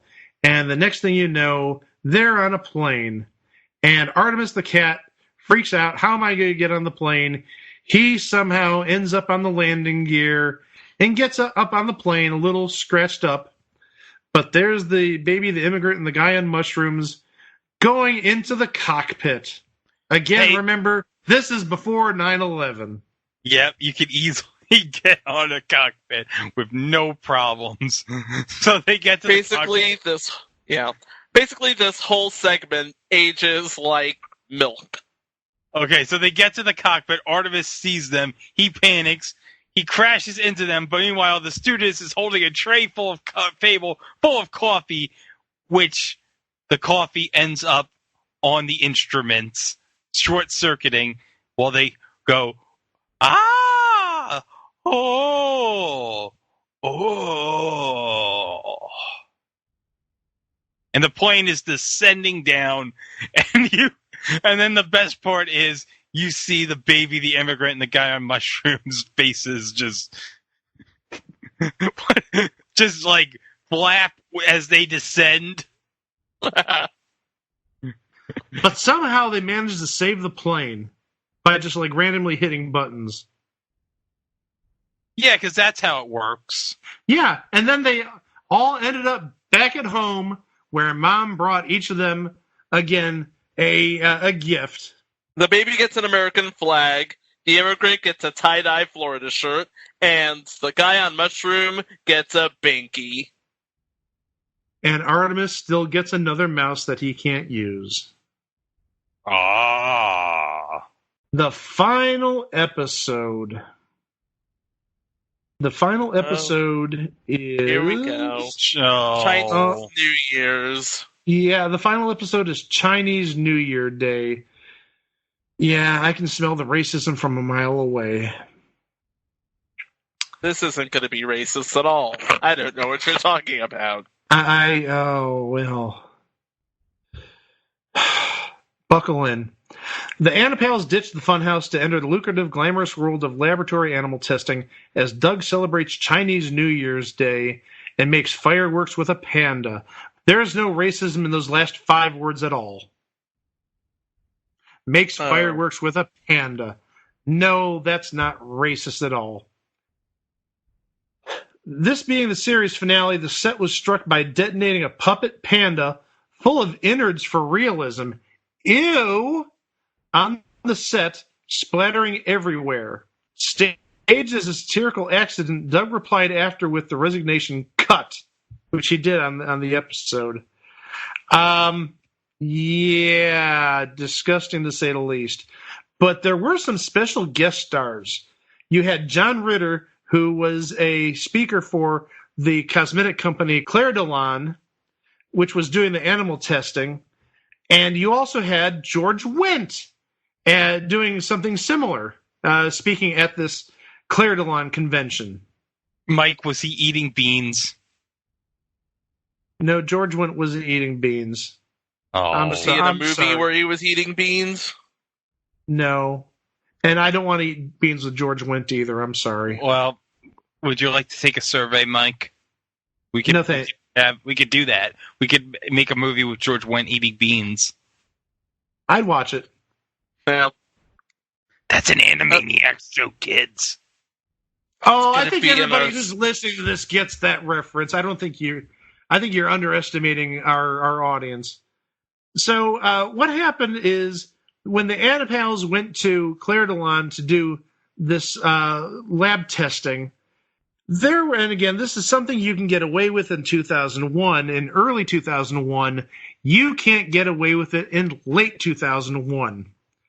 There were animal terrorists, including one rabbit who was a suicide bomber. These terrorists freed the Annapals because of the conditions in the Claire de Lune lab, and they ended up going up to the Waldorf Astoria Hotel, where this Claire de Lune meeting was with John Ritter and George Wendt, and they basically turned it into a hostage terrorism situation.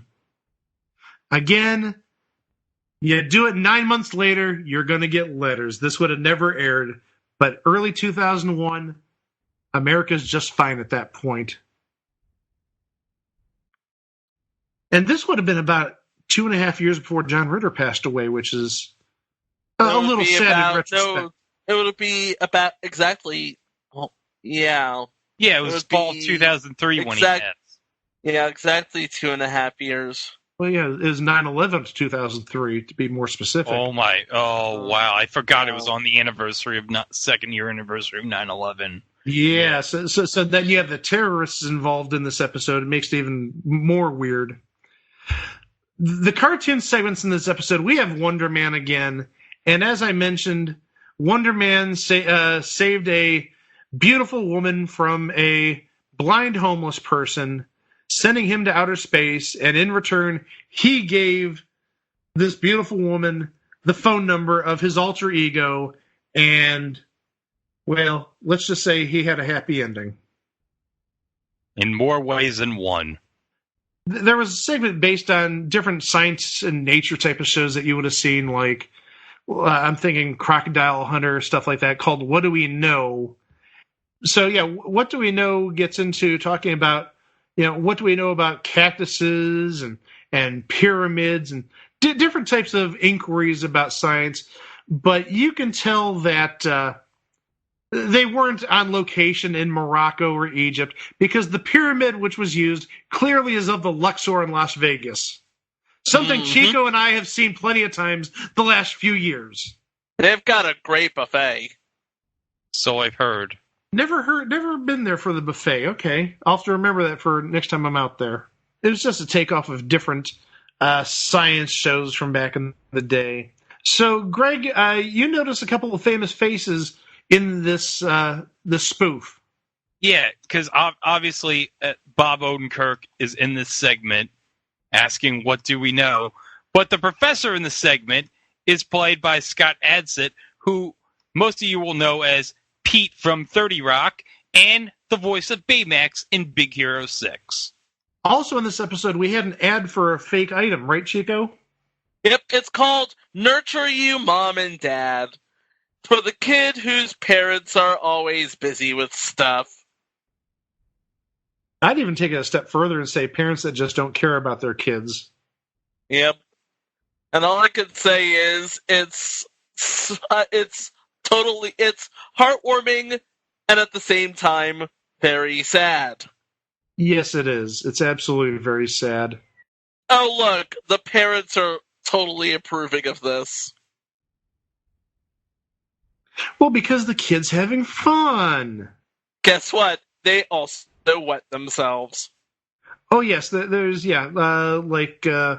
If you remember, there are dolls that made messes on themselves. They did that with these parents. So they had parents who actually wore giant diapers and looked like they wet themselves.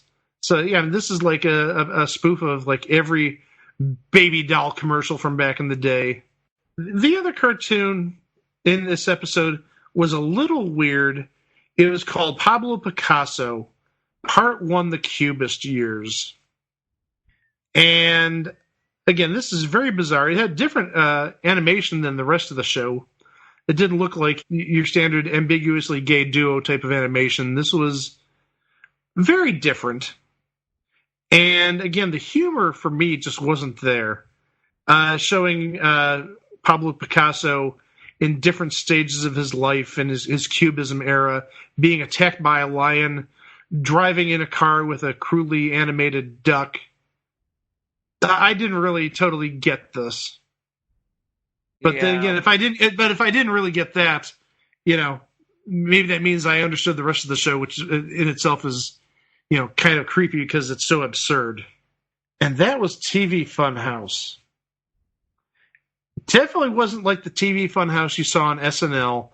Definitely didn't have the ambiguously gay duo. I don't think anything on this show made it to the Saturday Night Live TV Funhouse. No. Nope. Which is a bit of a shame. But also, I think, as we could tell in that last episode, where they actually blew up the panda and the panda was filled with innards, and they messed up the entire set, I think they sort of got the idea that they were going to be canceled right from the outset. There was not going to be a season 2. No. This was one of those classic, and again, a callback to last week in the Dana Carvey Show. This is one of those classic, screw it, we're going to get canceled anyway, let's just do the show we want to do. If you look into why the show was canceled, Robert Smigel actually mentions that Comedy Central believed in the show, but was disappointed in its budget. Which you can understand. I mean, given there's like 10 minutes of animation in this show, or even like 7 or 8 minutes of animation, that's not going to be cheap. But also just the number of guest stars. We mentioned Robert Goulet for 2 episodes. You had George Wendt. You had John Ritter.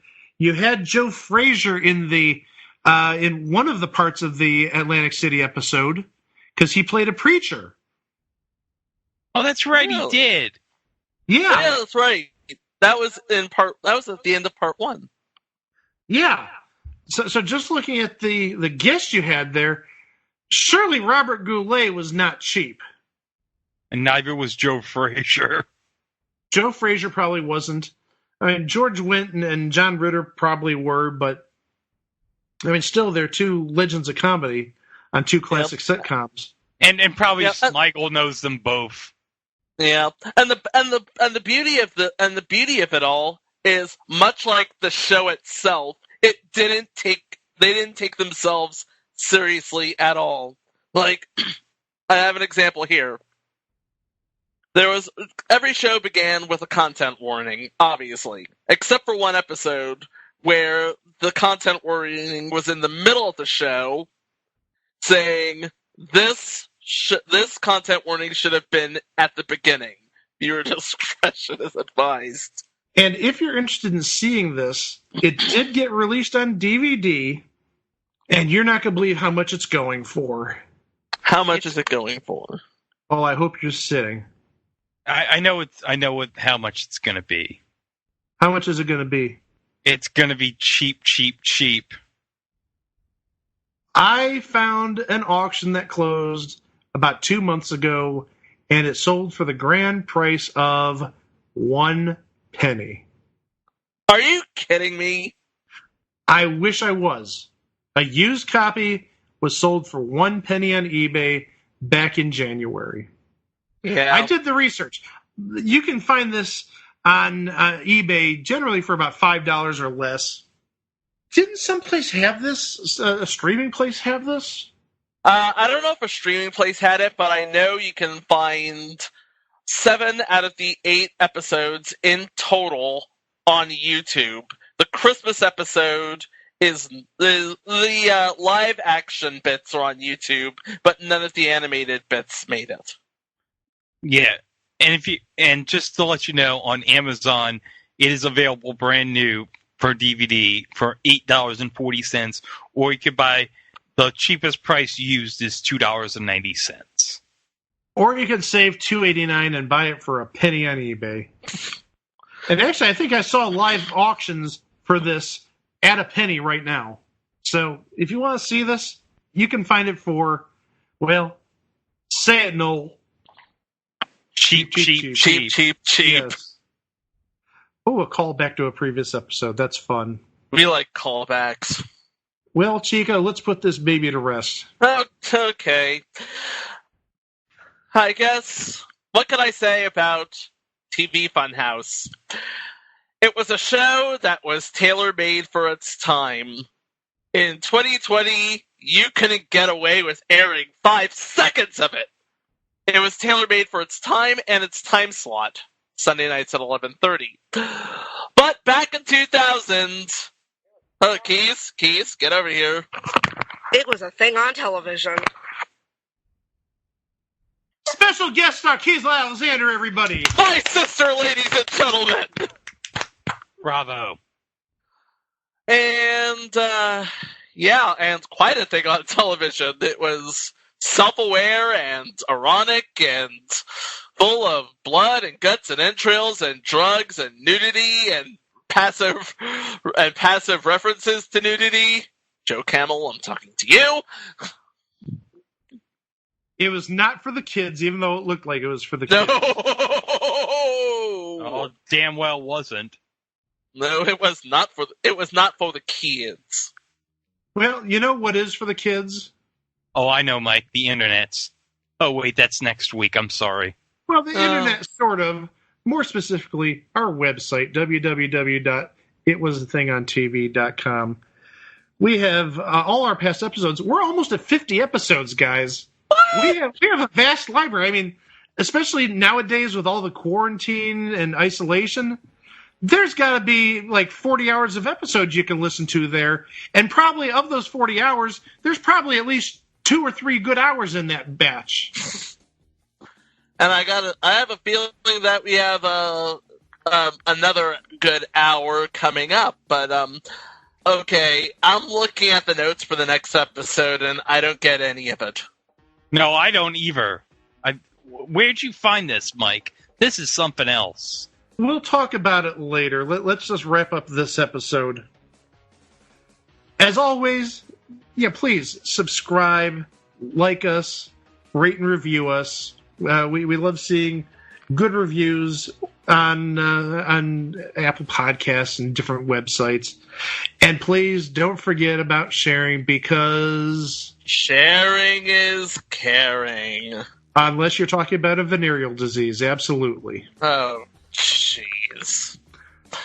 It sort of fits in with the theme of TV Funhouse. Well, especially Joe Camel. Do not Google that, by the way. Yeah. I will not be held responsible for that. Yeah, that's definitely not for the kids. And or don't Google Screw Pa. Oh, jeez. Or Romancing the Bone. File this whole ending under do not do this awesomely cool thing. Yeah, file this under the screen grab of Noel Edmonds talking to a goose saying, "Don't do this again." Don't do this again.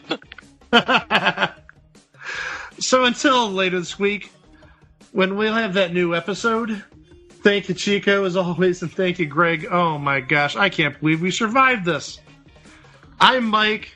We'll talk to you later with another installment of It Was a Thing on TV. Night, night. Row! Screw Pa!